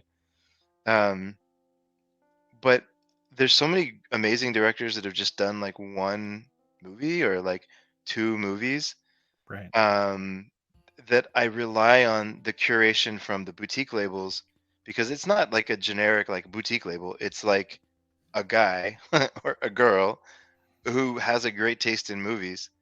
Um, oh, awesome! Thank you. Yeah, we need. Okay, we'll do a. I don't know if any of y'all are in Austin. They used to have this thing called a butt numathon, where people would come into Austin and just sit down for 24 hours and watch movies. Maybe we could do that for Wynorski. But I trust the. So my point, sorry, I'm kind of going on and on. My big point is I am learning to trust the curators of these boutique labels Same. in a way that I would like trust the filmmakers. They're equal in my eyes. They're becoming equal in my eyes. Well, and I just had this discussion in an interview that I'm posting in the next couple of weeks, but um, the way that some of these people run these labels, you can develop a relationship with those individuals the same way you used to have a relationship with people at a local video store. You could understand, and I know that you and I are the same way with this individual. I know that for the most part, Fran from Radiance is not going to disappoint me. Pretty much Yeah, everything he touches is probably going to be gold. yeah, Um, a lot of people are the same way for TerraVision right now. They've loved everything they've put out, including something like Attack of the Killer Refrigerator, and loving Linnea Quigley's Horror Workout, and um, the other two titles that I happen to have. How do I have so many TerraVision right close within me? Copperhead and End of the Light. Like so many people have a genuine allegiance, and it's not because they're they're not TerraVision shills. They've just recognized that their tastes really line up, and exactly. that's okay. Yeah, Deaf Crocodile, Fun City. Like, there's some of these that are even Connie. Like, their stuff is amazing. Anyways, we can go on and on. But yeah. Completely agree on all of those. And Oh, actually, I can highlight it. Connie is an interview I just had, and they're going to be coming up on the channel. oh hell yeah, that's awesome. I'd love to hear from them. Please don't Uh, tell me, are they white guys or are they Asian? they are thankfully Asian, but they're from Canada, Hey, double and it's even a better. it's a husband and wife team that runs it. Aw, Will says, "I know this is a sidebar, but I have 56 Wynorski movies in my collection." how are they? I guess you've just been a fan for longer than I have. I discovered him late, I guess. But they're all. Do you have like all the out of print DVDs and stuff that are all going for like $300 now? He's gotta, and like his, if you saw on the awards thing, his Jess Franco collection, he has, I think it's like 124 releases or whatever, just from Jess Franco. I did. Yeah, I have heard about the Franco obsession. That's Sivner says Will is typing while crushed under a pile of Jess Franco discs. Yeah, mini OOP. Yeah, yeah. Anthony, we were talking about Connie. Yeah, Connie releasing. Yeah. Anthony loves him some Connie. 102 Jess Franco. Jeez. Um, Hopefully you've heard. Sorry. Hopefully you've heard the Severin podcast where they try to get. Is it Andrew that doesn't like Jess Franco or no? Oh no, yes, it is Andrew right. hates Jess Franco. Yeah. Okay. Yeah, yeah, yeah. And they dog on him trying to get him to like him. One of the podcasts. By the way, hi Andrew. He watches most weeks. Hopefully he's watching tomorrow morning. Oh, awesome. Hello, Andrew. Yeah, so there's a lot to this, obviously, and a lot of these, I don't know. There's a lot of ways to do this in a way that pleases you. The hard part is just kick out all of those ideas of keeping up with the Joneses. It is so difficult, but just do what is right for you and your family. Yeah, 100%. It's not worth going into debt over for sure. Exactly. Although, if you do go into debt with vinegar syndrome, the good news is you can typically sell them for more than you bought them for. You So, just got to wait 4 years. yeah, if you're going to go into debt for Blu-rays, do it through vinegar syndrome. That's true. But That don't is true. but don't go into debt over movies. All right. So we've talked about a whole bunch of different aspects of that. How about some individual companies? You wanna start catching up on some of these boutiques before we call it a night? Yeah, sure. What do you have in mind? Well, first, just like a state of the union for some of these, like I want to highlight 88 Films. They have killed it over the last few years, but also I'm kind of sad that it seems like the US releases started to dry up a little bit for them. I don't know what the deal is with that. Yeah, I'm curious about that. I got my shipping notice today from Diabolique for the next four. So I'm complete on their US line. Speaking of being a completionist, but there's only 11 now. I'm gonna have 15. And what is sorry if I can't find this in the next 5 seconds, I'll give it up. But I have coming in. Here it is. Magnificent Warrior, Super Cop, Gorgeous, and Blood Diamonds. And I don't know if they've released like June and July titles yet. I know the in the line of duty box set should be shipping soon for them. Is that? But see, this is where I get a little confused. Is that a U.S. release, or is that just from 88 Films that they're releasing in the U.S.? 88 Films is releasing that only in the US, not in the UK. Oh, okay, okay. Yeah, I have that on. Eureka has them in the UK. Okay, okay. I think Eureka would probably be up for comeback player of the year, right? If they had a kind of a rough go there when they were trying to figure out their new identity, but they've been strong lately. Yeah, they've been very strong. But yeah, no, 88 Films is great. So is the question more just like who am I collecting right now, or is it like No, the health of just all these checking in different labels? on individual companies. Like 88 Films, like I feel like they're doing really good stuff, but it's sad that the US releases from them have dried up a little bit. Yeah, what's going on with some companies that came out of the gate so hot, like Visual Vengeance, 88 Films. I don't know. I feel like there's a bunch of these that came out super hot and kind of tapered off. But like you look at I follow Visual Vengeance on Instagram or Twitter, one of them, and they're always talking about live shows. So I know that Matt's busy.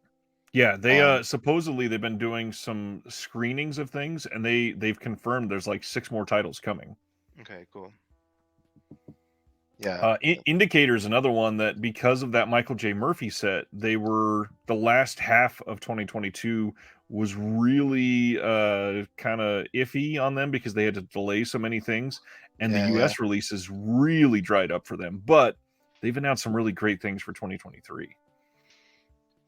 Yeah, I feel like they have their target basic like well, sorry, I'm kind of fumbling over my words, but they recognize that I am their target audience. Like they Right. just keep putting out like 4 or 5 box sets a year and I buy them all, I think. Yeah, and some of the ones that they've got coming out, they look kind of incredible. Yeah.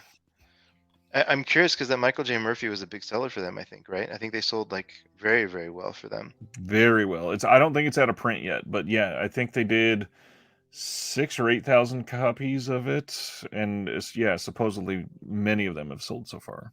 Yeah, that's awesome. So hopefully they get into. I still can't figure out like what they put out. We asked Anthony directly, just like, what do you put out? And he's like, yeah, like British films, and also some American noir, and like, yeah, like it was. I can't quite figure them out, but I like them. They have good, they have the Yeah. best. There's the best releases in the game still. Oh, speaking of another one that came out hot, the Fractured Visions Ah, yeah. that does all the special features for like all these folks, right? I guess Yep. they just got slammed with projects, Yeah, and God, what was it? 4 releases, 5 releases that they've done, and then it's just been radio silence from them. including 29 Palms, which is crazy film, amazing release. So I thought they were going to start going into like more what's it called, film festival type fare. Yeah. But, well, we'll see what they do. I don't know. I mean, honestly, that's a good one to segue into 101 films. They suddenly announced a couple are coming Yeah, to the US, and then there's been nothing after I think they've done 2 for the US, 2 or 3. And they've been killer releases, but that's it. And then even their UK releases, they've not been doing a lot.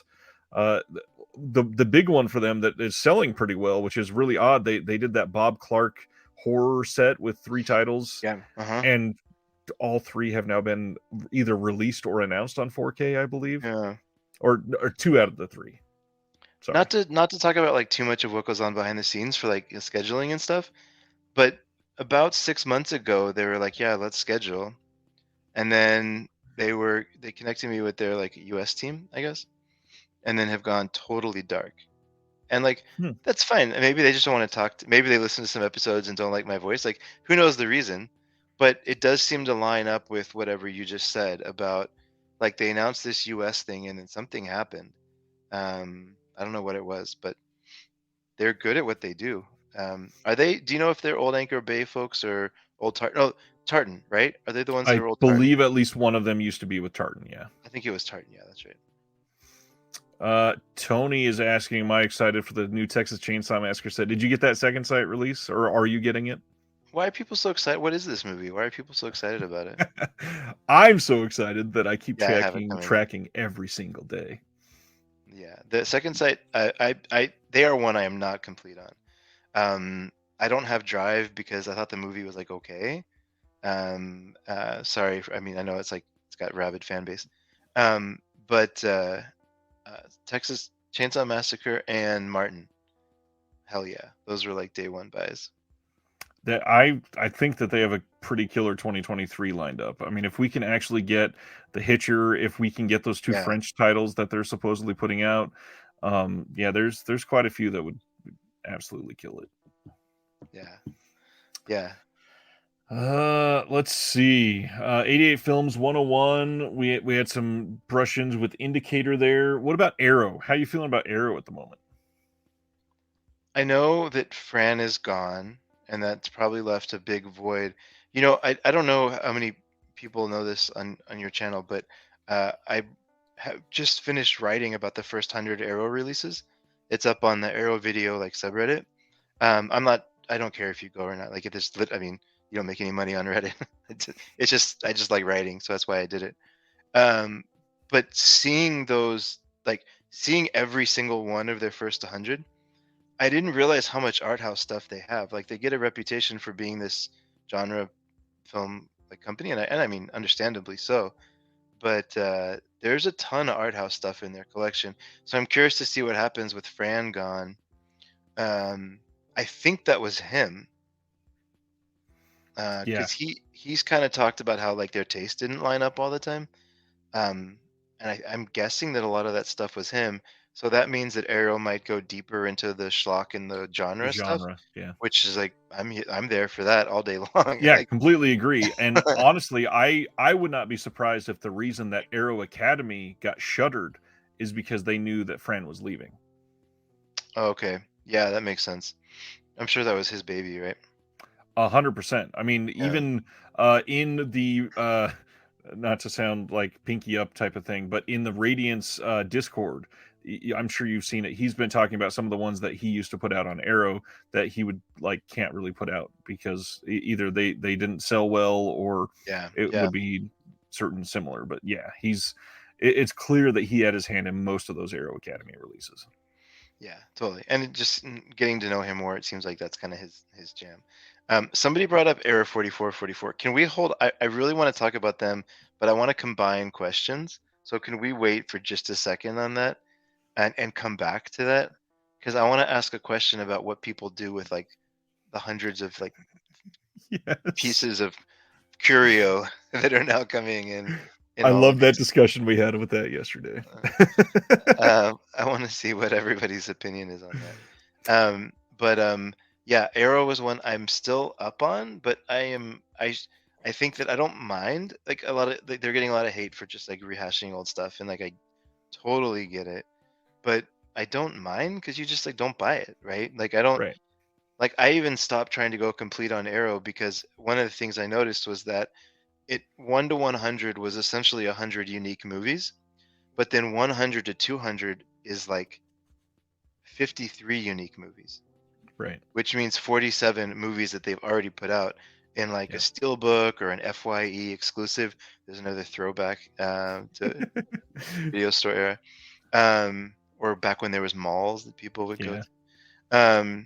But yeah, so they don't think about spine at all. Um, so I think for them, you totally just buy whatever looks good. But like the Claude Chabrol stuff they put out is amazing, and like the Years of The Lead set is Fossbender. amazing.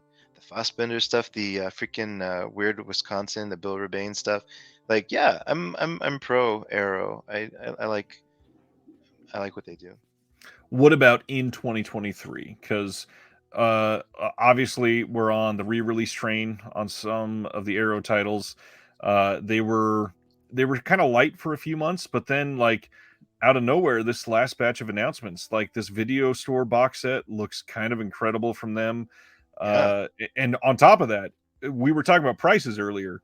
Amazing price on that video store release. Like you can get that I think it's $61 from Grindhouse Video right now. Incredible for a 5 film box set with all new transfers except for one film and tons of new special features. totally. Ridiculously good price. Yeah, England can come colonize us again if they figure out how to drive prices down like that. I don't know what they're doing over there, but they figured out cheap releases, like for the most Yeah. part. Australia's on the other end of that, but Britain's good. They figured out how to make it cheap. Um, yeah, I think specifically in 2023, I think 2022 is the year that is going to go back as kind of a rough year in transition for them. But I think this year looks great. Yeah. Um, do we know if there's going to be a chance that Shaw Brothers 3 is this December, or is it like they're just? Do you think they're kind of scrambling because it sold so well that they're going I to have don't to think go? they've announced yet, but the last two have come out in November or December, and they were announced around June to get the hype going. Yeah, So it's still easily in the realm of possible for coming out this year. yeah,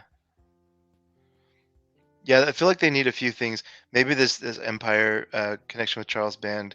Hopefully, that's a good thing for them. I hope they release all those movies and they have Shaw Brothers. Maybe they can just become a company that releases, like they have a few of those people they tag on to. I would love for them to focus on trauma, like the way that Vinegar Syndrome has some trauma stuff.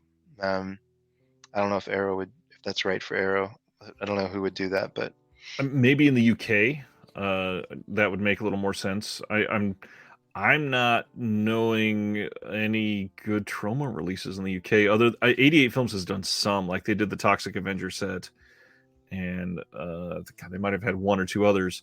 They definitely did for the old trauma distributed titles, at least. But I mean, look at how many Vinegar Syndrome has done of those as well. But yeah, I want the actual trauma titles, like the Kaufman titles. yeah, yeah, totally. Well, he has the streaming site, which is pretty great. Trauma Now, Yep. yeah. Um, And then but obviously we've got Toxie coming on 4K in just a few months.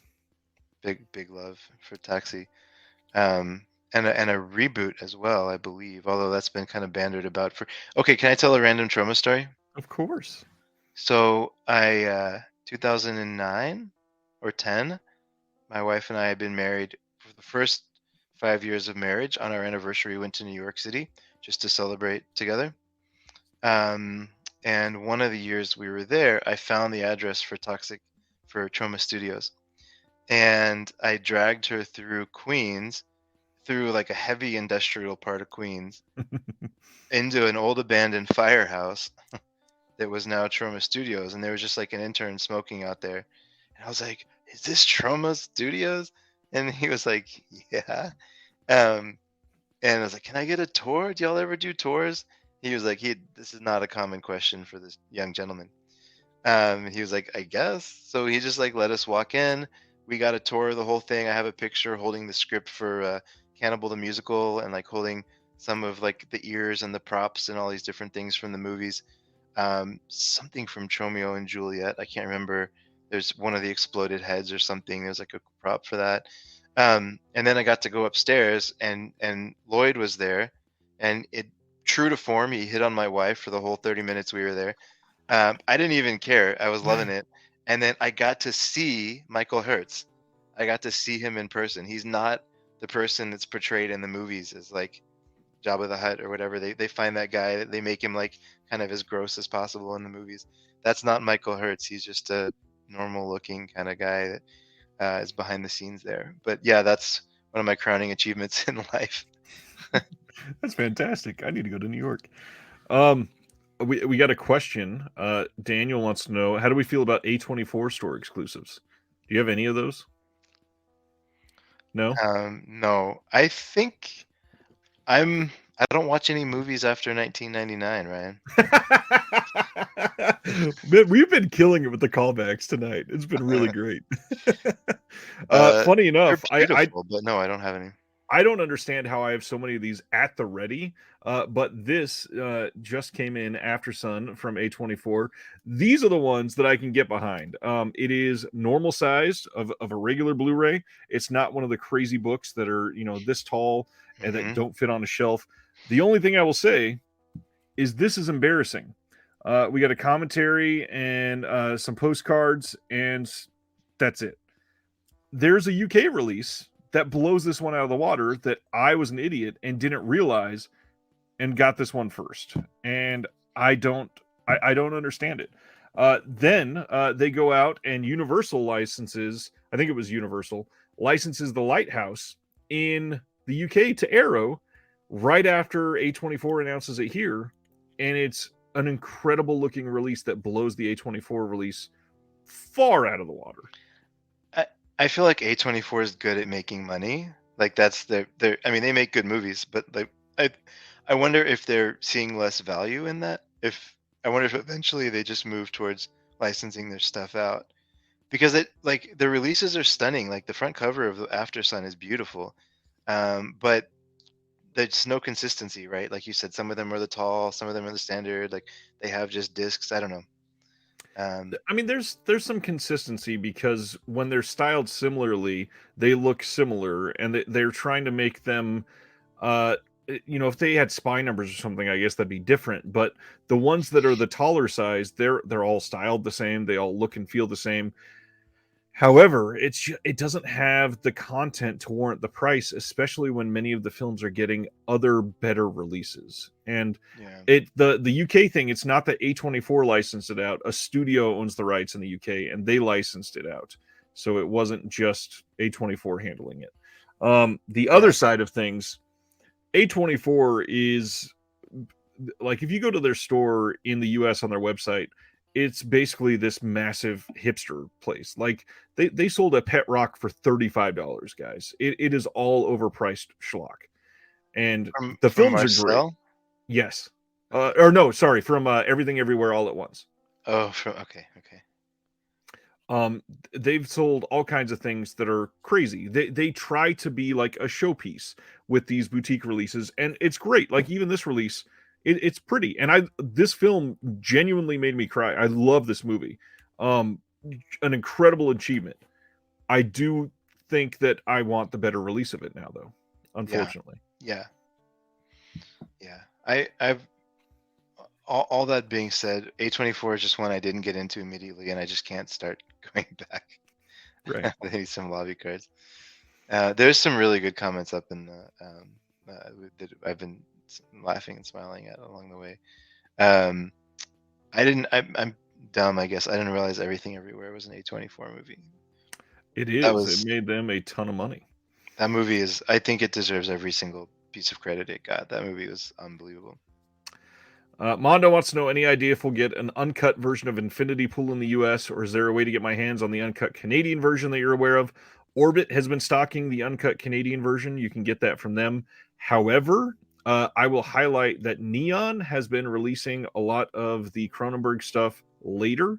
I wouldn't be surprised if Neon put out a 4K of Infinity Pool uncut in like 6 months. Would not surprise me in the least bit. And I guess we're getting Crimes of the Future from Second Sight on 4K eventually soon. I wouldn't be surprised if they also give us a 4K Infinity Pool from Second Sight around the same time. A lot of the same deals float around the exact same pool for the Cronenbergs. Is that okay? Interesting. Yeah, that's right. That's what I was thinking. That's a Brandon Cronenberg movie, right? They could Yep, Possessor out or something like that with them. absolutely. And look at that. Daniel says, I think they said they were doing Infinity Pool as well. Would not be surprising at all. Real quick, 'cause since now I know his first name, Daniel. You mentioned you walked by the Criterion offices. That was really hard to find before. Back in the same time I went to Troma, we also tried to track down the Criterion offices, but Google wasn't quite as like big as it is now in terms of like everybody putting their address on there. So I was digging deep into like public records and stuff to try to find their address. We got up to their offices and we went in, but we couldn't get past the front desk. They wouldn't let us go into the closet. I was like, but I buy your movies. I won't touch. Just let me stand there. Yeah, exactly. Let's see. We hit a lot of the big ones. What any more on Second Sight? Any feelings on them in general? Um, no. Uh, yeah, I guess for me, Second Sight is somebody that I just go title by title at. Um, they put out the best releases. Like I mean, they're unbelievable, and I love the fact that they do this definitive edition of these films. But I would not let Chris curate my life in the same way that I would let other people curate my life. So I just the ones where we do line up, it's a glorious union, uh, and I'm very happy to own 6 of them, 5 of them, and now probably 8 after this year, depending on what you're saying. But yeah, the other well, we kind of touched on Criterion, but I'm curious. There's been a lot of love for Criterion in the comments tonight. I'd say, despite their flaws, this is what I collect, and it's still my, number one. All these things, and I think it's like I'm curious to watch because it made me think about something. So we were talking about the pool of collectors is 50,000, but for Criterion it might be a lot bigger than that. So I don't really Perhaps. know what that does because just even the Criterion sub is like 90,000 people or something, or True. 100,000 people now or something. It's massive. Um, Although a lot of those are also streaming. A lot of the people that visit those, they're literally checking out the streaming channel instead of going out and buying. And perhaps they buy a yeah, couple a year, but they focus primarily on streaming. yeah. Like I've got a buddy who works in book publishing, so he has like bookshelves in the way that we have movie shelves. Um, and Criterion is the one thing that he collects. Um, I feel like Criterion is like a museum in a way, right? Yeah. Like it's like look at this amazing film history and like these amazing directors and like the ones that are taught in school, like all the art house, like canonical stuff. And I think there's always going to be a difference between them and Kino, even if there shouldn't be, because Kino's putting out like the same, like they're putting out the same films. It's just Kino's getting some, Criterion's getting some. Kino has better special features sometimes, um, but I think Criterion's always going to hold that special place. And I think their films are good. Their releases are good still. A24 is going to be the new Criterion, but only for their movies, right? They're not going to go out and license others. They're licensing and they're putting out Okay, Pi. This is the okay. first time they've done that actually. Pi, the Aronofsky one. Yeah. Okay, interesting. And I believe they paid for the restoration, I think. Okay. So interesting. I mean, is it? Kubrick, go ahead. No, no. Kubrick said, Ryan, I know you said Criterion isn't doing as good a job anymore. Is that correct? I think there are certain things that Criterion is lacking that they used to have. And I think Criterion is still floating very much on the reputation that they staked out decades ago. However, I will happily admit and say out loud and proud that for the last 18 months or so, Criterion has surprised the hell out of me. Starting just after they got into 4K probably. And that is the fact that they are diversifying filmmakers and that they are putting out, in my opinion, better titles than they were for a few years. I don't love the 4K double dipping that they're doing. That seems a little egregious at the moment. But I also understand it because they were laying people off. And if that sort of double dipping for them keeps them in business, I'd rather them be around. It was concerning when they were making choices that were baffling, like the booklets coming in a release being too tall for the case, and the moment you open it, it's literally bent because it doesn't fit in the case. Wait, what? There was one or two releases in like 2020 that the booklet was cut longer than the Blu-ray case, so it came ruffled. Um, Oops. their titles around that time, it felt just like a massive miss for me. and that's just personally for my taste. Many other people may have loved it, but the stuff that they've been sort of pushing outside of their comfort zone over the last 18 months, I think that they've been killing it. And I over the last few months, I have watched more Criterions than probably in the last 3 years before that, because I've appreciated their titles so much more. Every movie is somebody's favorite movie. You're discovering some of these ones. Yeah, I agree with everything you're saying. I didn't realize that A24 is putting out Stop Making Sense as well. Sorry, my ADD is going crazy on the live show. I'm not used to There's like tons of comments. talking and reading. I love the comments though. So Stop Making Sense, man. That I haven't seen that in a while. That movie is so amazing. Or the concert. That is unbelievable. Yeah, I hated the packaging on Citizen Kane. I think it's a complete waste. And obviously, them firing people isn't good, but if it keeps the company alive, I understand why. Yeah. That maybe they were. Yeah, it's hard to know. Maybe they had too many people. I don't know. It's really hard to know. Wasn't it like 17 people or something, or 18 people or something? I don't know. If I remember right, it was 80. Yeah, I mean, how do they have 80 people? Well, and they still had a lot of staff after that. So I don't know. But I guess they're selling into libraries and they're selling into schools and they're selling like they probably have a pretty big sales team, I bet, if they have like hundreds of people. Because I mean, Yeah. maybe they do all the restorations and stuff in house, and maybe they do all this stuff in house. It just feels Let's see. like a So lot. okay, sorry. It was 16 employees out of 80. It was 20%.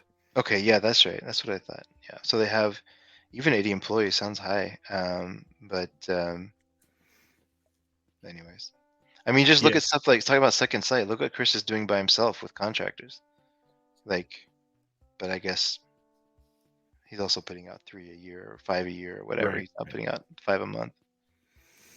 Yeah, Second Sight. Gosh, I think last year they did what 10 titles, which it seems like a low amount, but when you look at the actual type of releases, it's still Oh, mind blowing that they can produce that much content. yeah. I mean, even not that it is this big industry wide standard or anything, but at the Shelf Shock Rewind Awards, Drive took a lot of stuff and almost ran with some of these categories. Sure. Yeah. The Witch won some stuff from last year. There's multiple releases that came out in the last year from them that I would put up against literally almost anything. That Martin release is stunning, absolutely Yeah. stunning.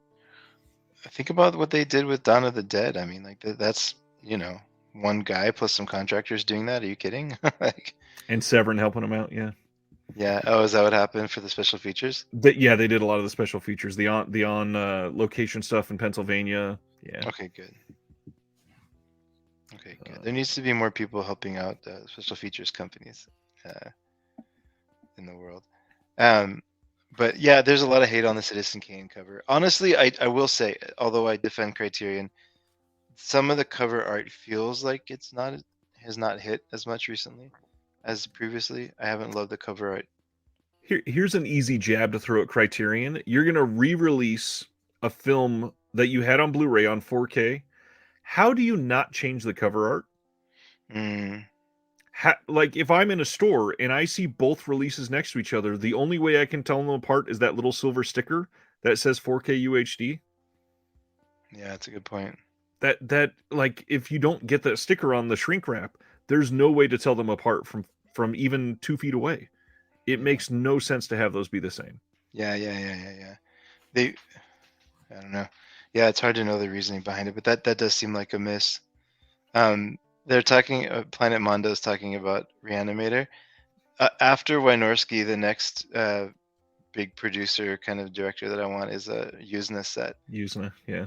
Anybody that could figure out a Yuzna box set or master set would be. I'd buy a lot of that. Sibner says the back of the case. How often do you browse the back of the case in a Barnes and Noble? I'm just literally talking about the covers. It doesn't make a whole lot of sense. I guarantee you more people have made mistakes grabbing one that they thought was a 4K or a Blu-ray than you'd think should happen. Yeah. Sorry, I was thinking about the Clerks and Star Wars discussion. That's one of my favorite little random pieces of dialogue. And then Will, that's awesome about society. How did society go down in a classroom full of people that don't know each other? The ending of that movie is so crazy. I love it though. And I believe Yuzna has already confirmed that Reanimator is coming in 4K. Just no clue on when. And Okay. honestly, for Arrow, if they still have the rights, I would hope they would do something different with that one, because Reanimator was a very early release for them. Yeah, yeah. Well, anyways, first 20 for sure, if not first 10. Yeah, is it that giant? Oh no, Reanimator was number 100. I'm sorry. It was number 100 for them. So probably like 2016-ish, Looks like August 17-ish. of 2017. Yeah. Jeez. And it was a beautiful set. I mean, they did a great job with it. Um, oh man, I don't know how you do it. I need to like, there's like a different part of my like, I'm like trying to listen and read at the same time. I don't know how you do it. It I don't was know. so crazy during the award show. We had more than 120 people here live, and trying to coordinate playing the videos, but responding to comments and making sure that I'm talking to Steven and not like my head exploding. It was insane. Yeah, it's a lot of multitasking. uh, Um, I think one of the major companies that we haven't brought up too much yet, Vinegar Syndrome. Maybe we end with them, and then any closing thoughts? I'll just say this. I guess I haven't done a good job of asking your opinion, but I hope you feel like you've had your opinion heard tonight Oh yeah, as I mean the well. important thing is you. Uh, You're the guest here, but yeah, of course. but they are the ones I'm proud is such a weird word to say, but like, when I see what they're doing with like popular titles that had like relatively big box office or huge video runs, um, uh, I feel very happy for them because like they've always given the films the same love and care, and Justin is like the face of, I don't know, the boutique industry right now, right? Like he's such a sweet natured person and like so awesome at what he does and like just out there all the time and like fights for good causes and stuff in terms of the preservation side. It makes me very happy that they're being able to put out um, a medieval horror like Texas Chainsaw 2, whatever. I mean, like Freeway 1 and 2, like all the stuff they're From putting out, it Beyond, just yeah. makes me From Beyond. Yeah, speaking of using like, yeah, like uh, I don't know, like I can't wait to see what comes from them in a way. Like I was gonna make a comment earlier because we were talking about a film that came out. Like let's just take a crazy example like Dune that's in the theaters now, not Lynch's Dune, but the new one. Like, wouldn't it be weird if Vinegar Syndrome got Dune, right? Or like Severin or something got Yep. Dune. But like, you know, we're probably like if these are the companies that would do it, right? It might be Arrow, it might be Criterion. I don't think would do it. It might be Vinegar Syndrome. It might be Severin. I mean, it realistically is not going to happen. Let's be real. That movie made a lot of money, but like the fact that we're moving to where that doesn't seem as crazy as it did 5 years ago makes me really happy. Yeah. Vinegar Syndrome is not releasing Caligula. That is going to Cult Epics. Oh, that's a random one. They must have paid a lot for that. Yeah, guaranteed. Stan, no, I have not watched Lynch's Dune yet. Hey, I just saw it on the. So, okay, here's a random thing if you want to watch it. If you go on your desktop, the Criterion channel does not have Dune. But if you go on your mobile phone, it does. No idea how. Because I downloaded it and I watched it on the plane, and then I was trying to remember how long it was, and I went back to the desktop, didn't find it. It's like, wait, what? Am I losing it? Like I just watched it, opened up the phone and it was there, and I did not like it. I know I'm gonna get a lot of shit for that I'm sure in the chat, but That is a very divisive film. I really wanted to. I wanted to like it so bad, and I just maybe I'm too close to the novel. Like I really like the book, but just the way Lynch. I know I thought about that. I was watching it on my phone on a plane, and I was like, Lynch is rolling over in his weather report. Um, Do you know that reference, Ryan? He came out and he basically said, like, "Don't ever watch my movie on." Okay, Yeah. yeah. I don't know how close you are to Lynch. If you haven't seen, have you seen other stuff by him and just not Oh Dune? yeah, yeah. I Okay, love most of okay. Lynch. I just I'm not real big into like fantasy films. So Dune Okay. itself, the whole like sand people politics, that doesn't sound enticing to me. Sand people politics. I think you're missing the spirit of it, Ryan. It's much more than sand people politics. Um, I've got a couple people saying, "Is this an exclusive?" And has the Cult Epics thing been announced? It's not officially announced, but they are sharing this, and this is what most people are going off of on Instagram. They posted right after there was an announcement that somebody got the restoration. Cult Epics posted this and said, "Sign up here to find out more." And the thought is that that is coming from them specifically.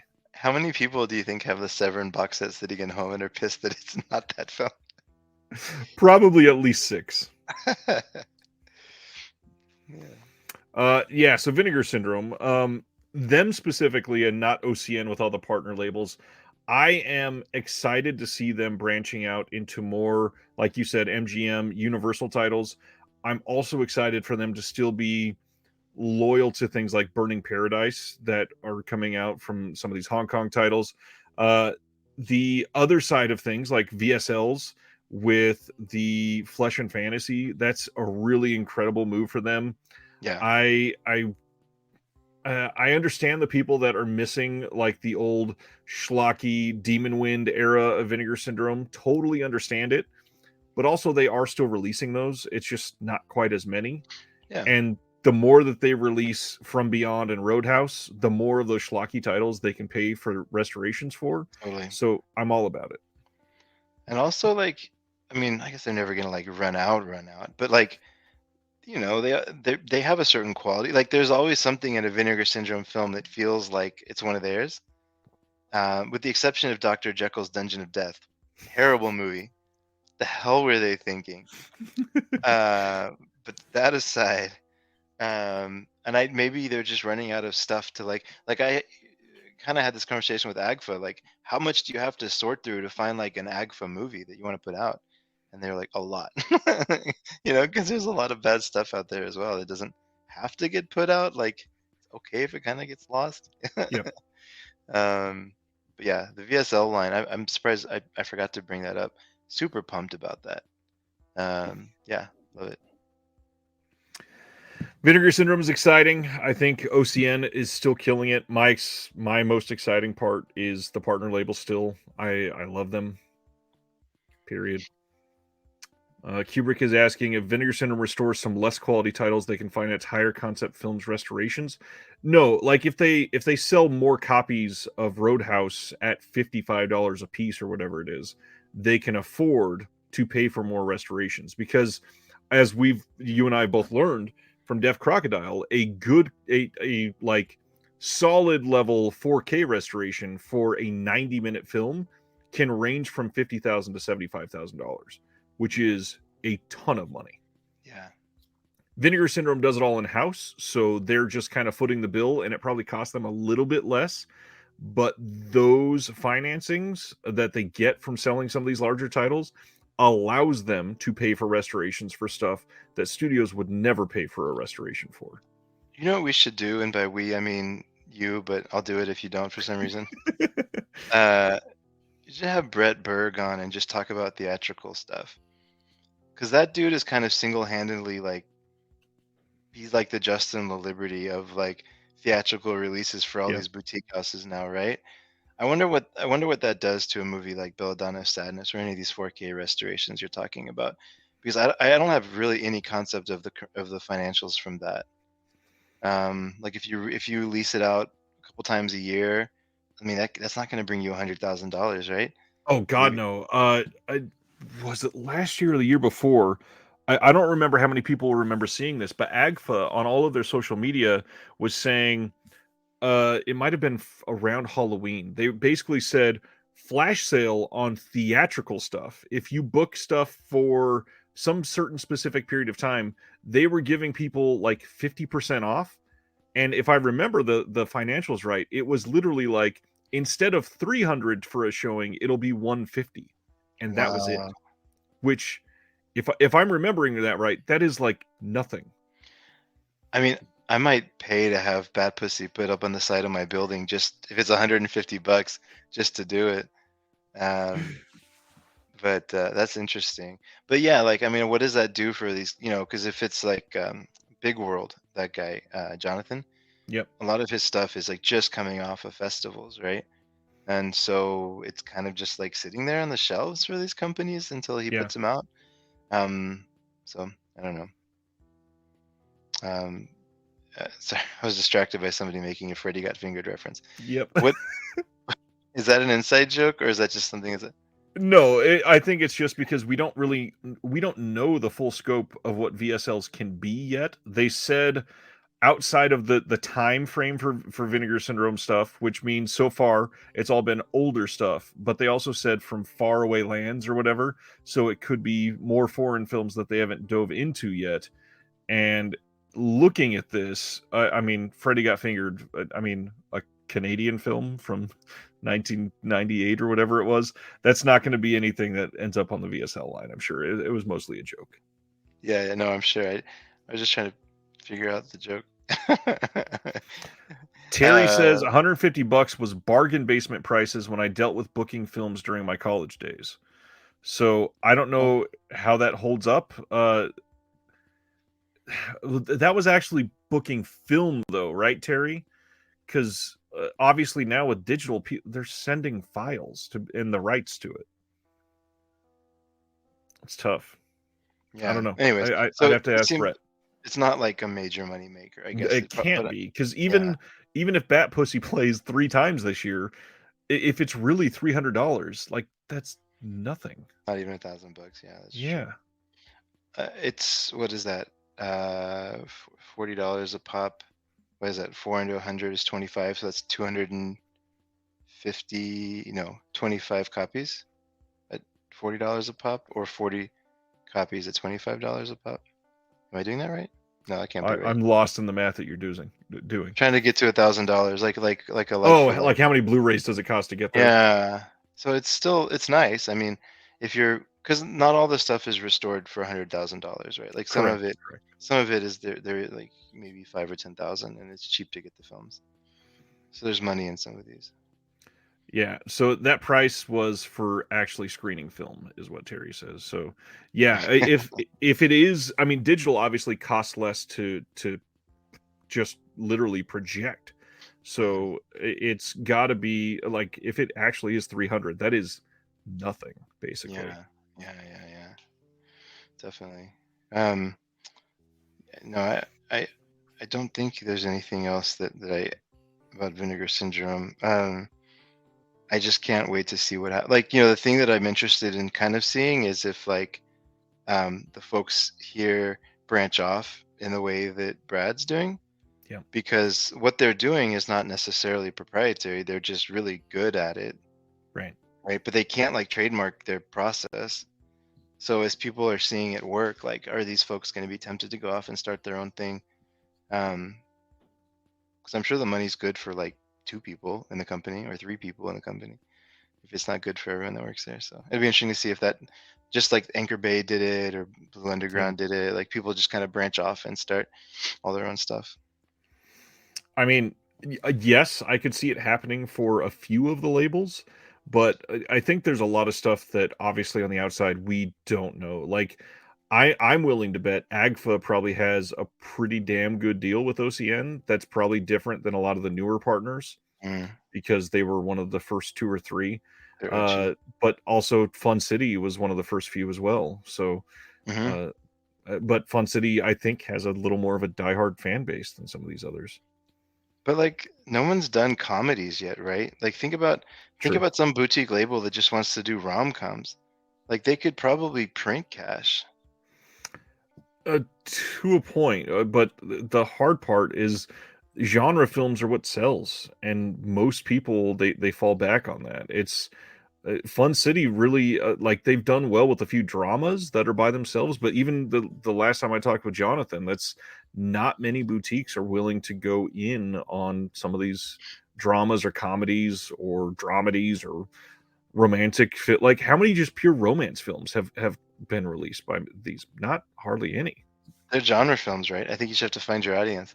Like like you have to find the Brian Usna of romantic dramas, Yeah. and just turn that romance up. You like all the novels with like Fabio with the flying hair, and he's like riding a horse, and there's like some really like titillating description on the back. Like, where are those movies on Blu-ray? Yeah. I mean, I'm not buying them. I'm not the audience, but Anthony, I don't think Chris is saying nobody has released a comedy. No partner label is 100% putting out comedies. oh And yeah. That's a all. lot of the partner labels have done comedies. I mean, Circle Collective has done a few actually. It's just a lot of these partner labels, they're literally laser focused on one genre, and none of them are just pure comedy. Yeah, like we have Polizia Tecci, right? We have Jolly, but we haven't done much with Italian comedies or um, Give us Japanese those old Fulcis, comedies. please. Yeah, exactly. That's all I'm saying. Yeah. Like, I don't know if Zach's still on the line, but he doesn't like comedy. Just in the same way you don't like pickles, he just doesn't like comedy. We had a big discussion. We had a couple people in the Discord this week that said, "Yeah, I generally don't like any comedy." John Peters is one of them. It's fair. I don't like the like if you when I think of that comment, I think of like the what is it, the Chevy Chase, the European Vacation, like all the vacation movies, or like maybe Blues Brothers. Like I think people tend to think of like those kind of comedies, maybe, or maybe I'm just Yeah. showing my age. But there was like a golden era of comedies, and so if you don't like those, like I get it. I've gone through a lot of them recently, and like they're okay. Mel Brooks still makes me laugh, but a lot of the other ones is like, yeah, it's all right. Yeah.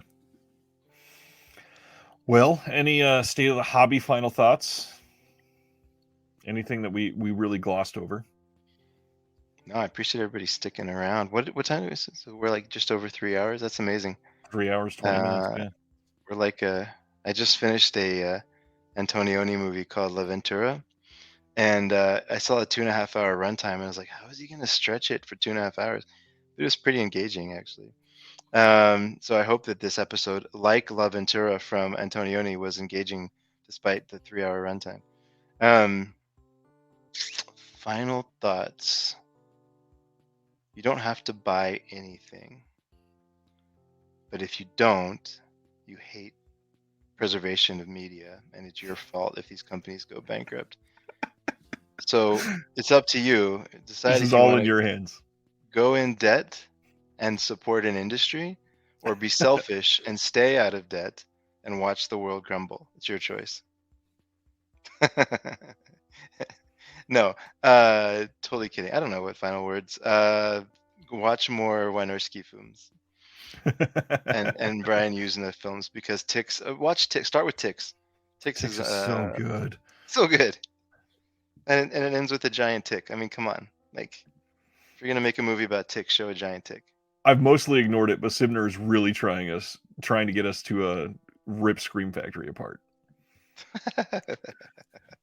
For those that, I mean, nobody else knows this, but Chris and I talked on the phone yesterday, and the whole thing that led to the discussion was Chris sent me a message, and all it said was $40 lobby cards. I love that rant from last week has affected so many people. It was an egregious sin on their part. They need to have penance. I can rant about them for another 12 minutes, but I don't know. Anything else that you want to say about Shout Factory? Like, there's a lot of negativity around Shout Factory lately, and it's not much is leading to me wanting to say much positive. No, they're another one of these companies. I don't trust their curation. I have no idea who's curating for them. I have a little bit of a soft spot for them because the very first TV DVD that I bought was from this company called Shout Factory, and it was an animated show called Home Movies. I still love that show to this day. But I like that, it seems like their approach is spray and pray. Just like buy up whatever they can and like, put it out and see if what people buy. so I just handpick, I guess. That's my thought on.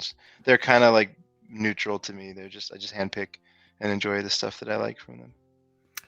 It's tough because I like a lot of the special features that have come out of Shout over the last 10 years, but I think that the best it really feels like the best is behind them. Um, Yeah, it's difficult to discuss though because they've been able to accomplish things that were literally seen as impossible. I can't quite reach it, but the Friday the 13th box set, I know a lot of people just like look at this and go, "Oh, look, we have the Friday the 13th movies. This is great." That honestly should not exist. The fact that it came together the way that it does mhm, is a miracle, and I yeah, think yeah, some people take it for granted because it's right. you can get it on sale for $70 from Amazon like Uh-huh. 48 weeks of the year. And it's astonishing that we have it. It's astonishing that it exists.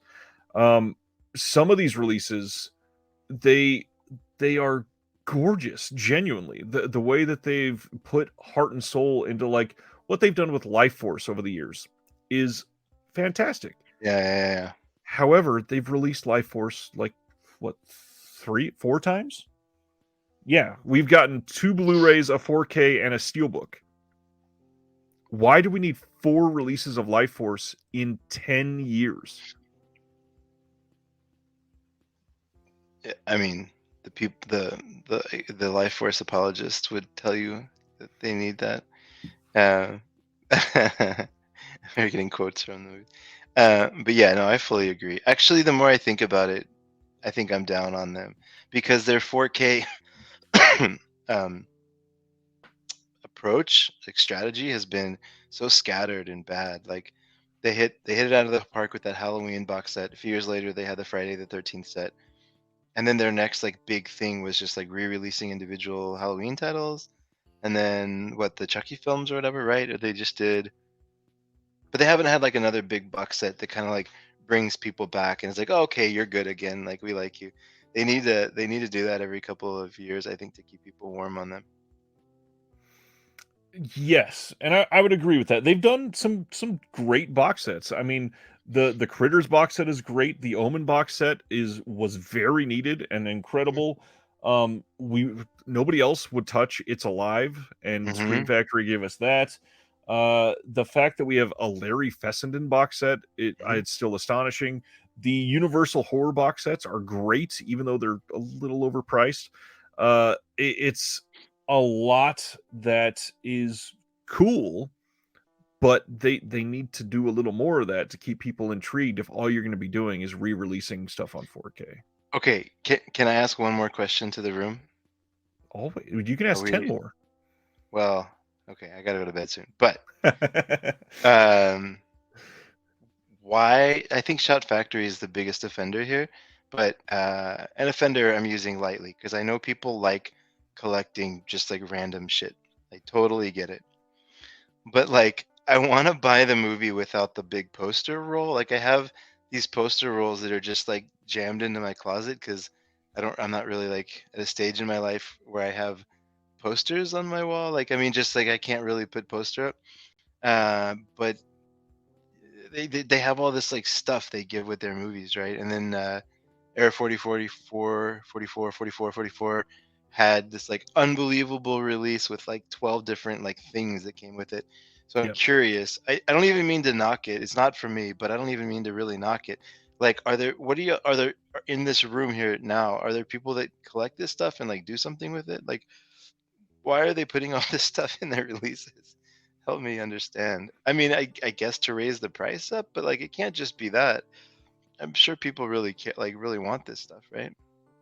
And the big question, because Chris and I discussed this on the phone yesterday, what are you doing with all the extra stuff? Are you displaying it? Are you putting all of these posters up? Are you uh collecting stickers? Are you Yeah, right. um uh, these VA are you watching the VHS releases that come in these giant releases? Yeah, Planet Mondo. Yeah, I had the same reaction. I was like, man, I'm so proud of these guys. Like, look, this thing is selling out. Oh, there's more. Oh, there's more. Oh, there's more. Okay. And I don't know if this is how it came for y'all, but pack that I ordered, like it all came separately. Which, I mean, much love to those guys. I know they were busy, but like, so I basically got the box with the movies in it, and then all the like stuff separately, and I had to like figure out how to fold it and like get it in the box and put it in. So it was like Weird. I had a little like a craft project along with getting the release in. I don't I know if don't think that's mine came like that. okay. Huh. Yeah, but I'm with some of y'all. Y'all are saying like, give me the movie, give me a booklet, great. Anything that fits in like the box, and give me a nice solid hard box, and I'm good forever. Yep. I am huge on that. Yeah. So it sounds like we're all in agreement here. So, but somebody's collecting this stuff, right? Maybe it's the Warhammer crowd. Or I mean, the sad thing is a lot of it goes to scalpers. Guaranteed. Oh, that's a good point. I should have scalped it. No, I don't really do that. I'm just kidding. I don't. A lot of that stuff does end up on eBay, period.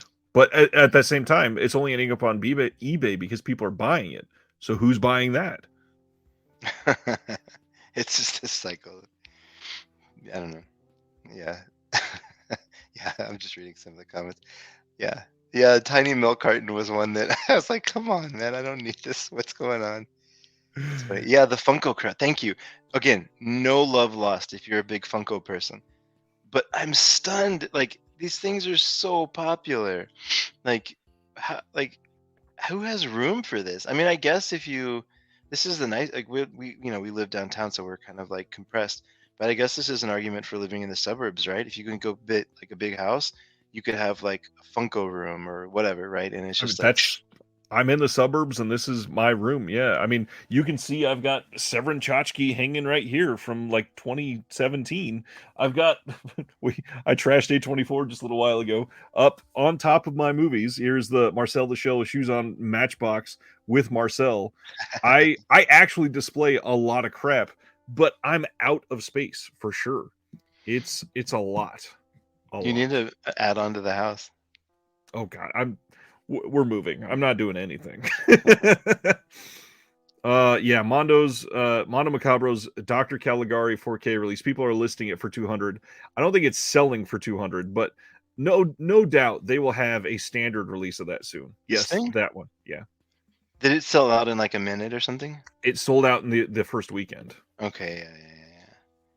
No, I won't sell it. But if I remember what Jared said, I believe they have the rights to the movie in perpetuity. They're not just going to not sell more of it.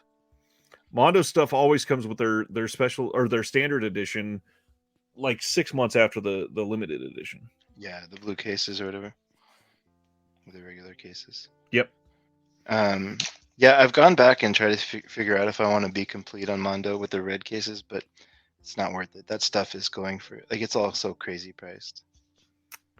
Friend of the channel, Jeremy Long, was recently he walked into a store called CD Trader in LA, and somebody unfortunately had just recently passed away, and CD Trader got a bunch of stuff in the estate sale, and he was a big physical media collector. He got, I think, 4 or 5 of the older Mondo Macabro red case titles for $14.99 each because wow. CD Trader, when looking up the prices to compare, they just typed in the title. They didn't do anything about limited edition or anything, and they saw, oh, this goes for like $15 on eBay, so well, $15. Oh my gosh, can you imagine? Well, that's the other thing is that like some of the titles aren't even on eBay. Like they might pop up once or twice a year or something, but it's not like a steady stream on eBay, so you might not even see it on there. What's this thing about the butt plug? From A24 sold the butt plug looking candle from Everything Everywhere All at Once. oh, that was real. I thought that was a joke. That was actually one of the things they sold. Yes, and they literally charged like $60 for it. Is and it Jeremy bought it. Is it a functional butt plug or is it just a no? It's toy? a candle. Oh well, then why would you pay $60 for a candle if you're not even going to use it? Because people loved that movie, and the A24 crowd buys stuff like crazy. Oh, interesting. With hearing for Chris turned real fast to the screen there with hearing for yeah, no joke. I've been enough eBay sites trying to figure out those prices. No man, thank you again for having me on. I don't know if everybody knows they live by film. We're in a little bit of a lull right now because candles can be functional. Hey, you know what? No judgment. That feels dangerous, but talk to your doctor first on that one. Um, we're having to do some like special episodes because one of us their laptop broken, so we're in the middle of getting a new laptop, or he's in the middle of getting a new laptop. So in the meantime, we're putting out some special episodes, which just means that we're scrambling to try to figure out what to say for a few weeks. But we have some good interviews coming up that I'm really excited about, and we'll get back into the regular format of us picking two movies to try to expand the horizons of the other two, which basically means pissing off the other two. Well, and the interviews that you guys have been putting out have been some of my favorites over this last year. You guys have been really, really doing well. Oh, thanks, man. Yeah, no, it's I'm always like I'm still surprised people say yes. Like I'm not in the industry. I don't, I'm like, Same. hey, I get like hundreds of listens. But yeah, they do it. So we're gonna keep going. It's just they live by film. Actually, the best thing is anchor.fm/they live by film. That's the best one because we And haven't all of updated. the links are in the description for They Live by Film. Oh, appreciate that, man. Love what you're doing. Love what you're building here. Thanks for having me on again. Anthony, we took your dare and we ran with it. We went a little more than 10 more minutes. Exactly. Thank you to everybody for watching. Medieval. Not to Chris's channel, Kubrick Lover says, "What's Chris's channel?" You guys are doing some YouTube stuff now all together. So the YouTube channel, I believe, is linked in the description below, and if not, I will add it as well. It's real hard to find. Our SEO is not good yet. But I need to figure out. I need to get a better mic and stuff. Don't worry about the YouTube. If you listen to podcasts, do that through however you listen to podcasts. The YouTube is in a beta or alpha. What is it called? A beta testing right now. Yeah. As usual, I will shout out all of the patrons for the channel. You guys support this in more ways than you possibly know how. I would not be able to go through the great lengths that I do without all of these fine people that you see on the screen right now. And we obviously talked about the Discord a lot tonight. If you are into it, please come hang out. Description for the Patreon is below. We have a lot of people that would love to have you. There's tons of inside jokes. We share our collecting habits. We share our feelings on pickles and comedy and all kinds of other stuff in there. It is crazy the amount of conversation that happens. So please come check it out. Awesome, man. Thanks, everyone. Thanks, Ryan. The last thing I will say, please go subscribe to the Layla by Film. We all deserve to have more of them in our lives. Thanks, everybody, for hanging out, and we'll see you next Thursday. Have a good one. Good night, all.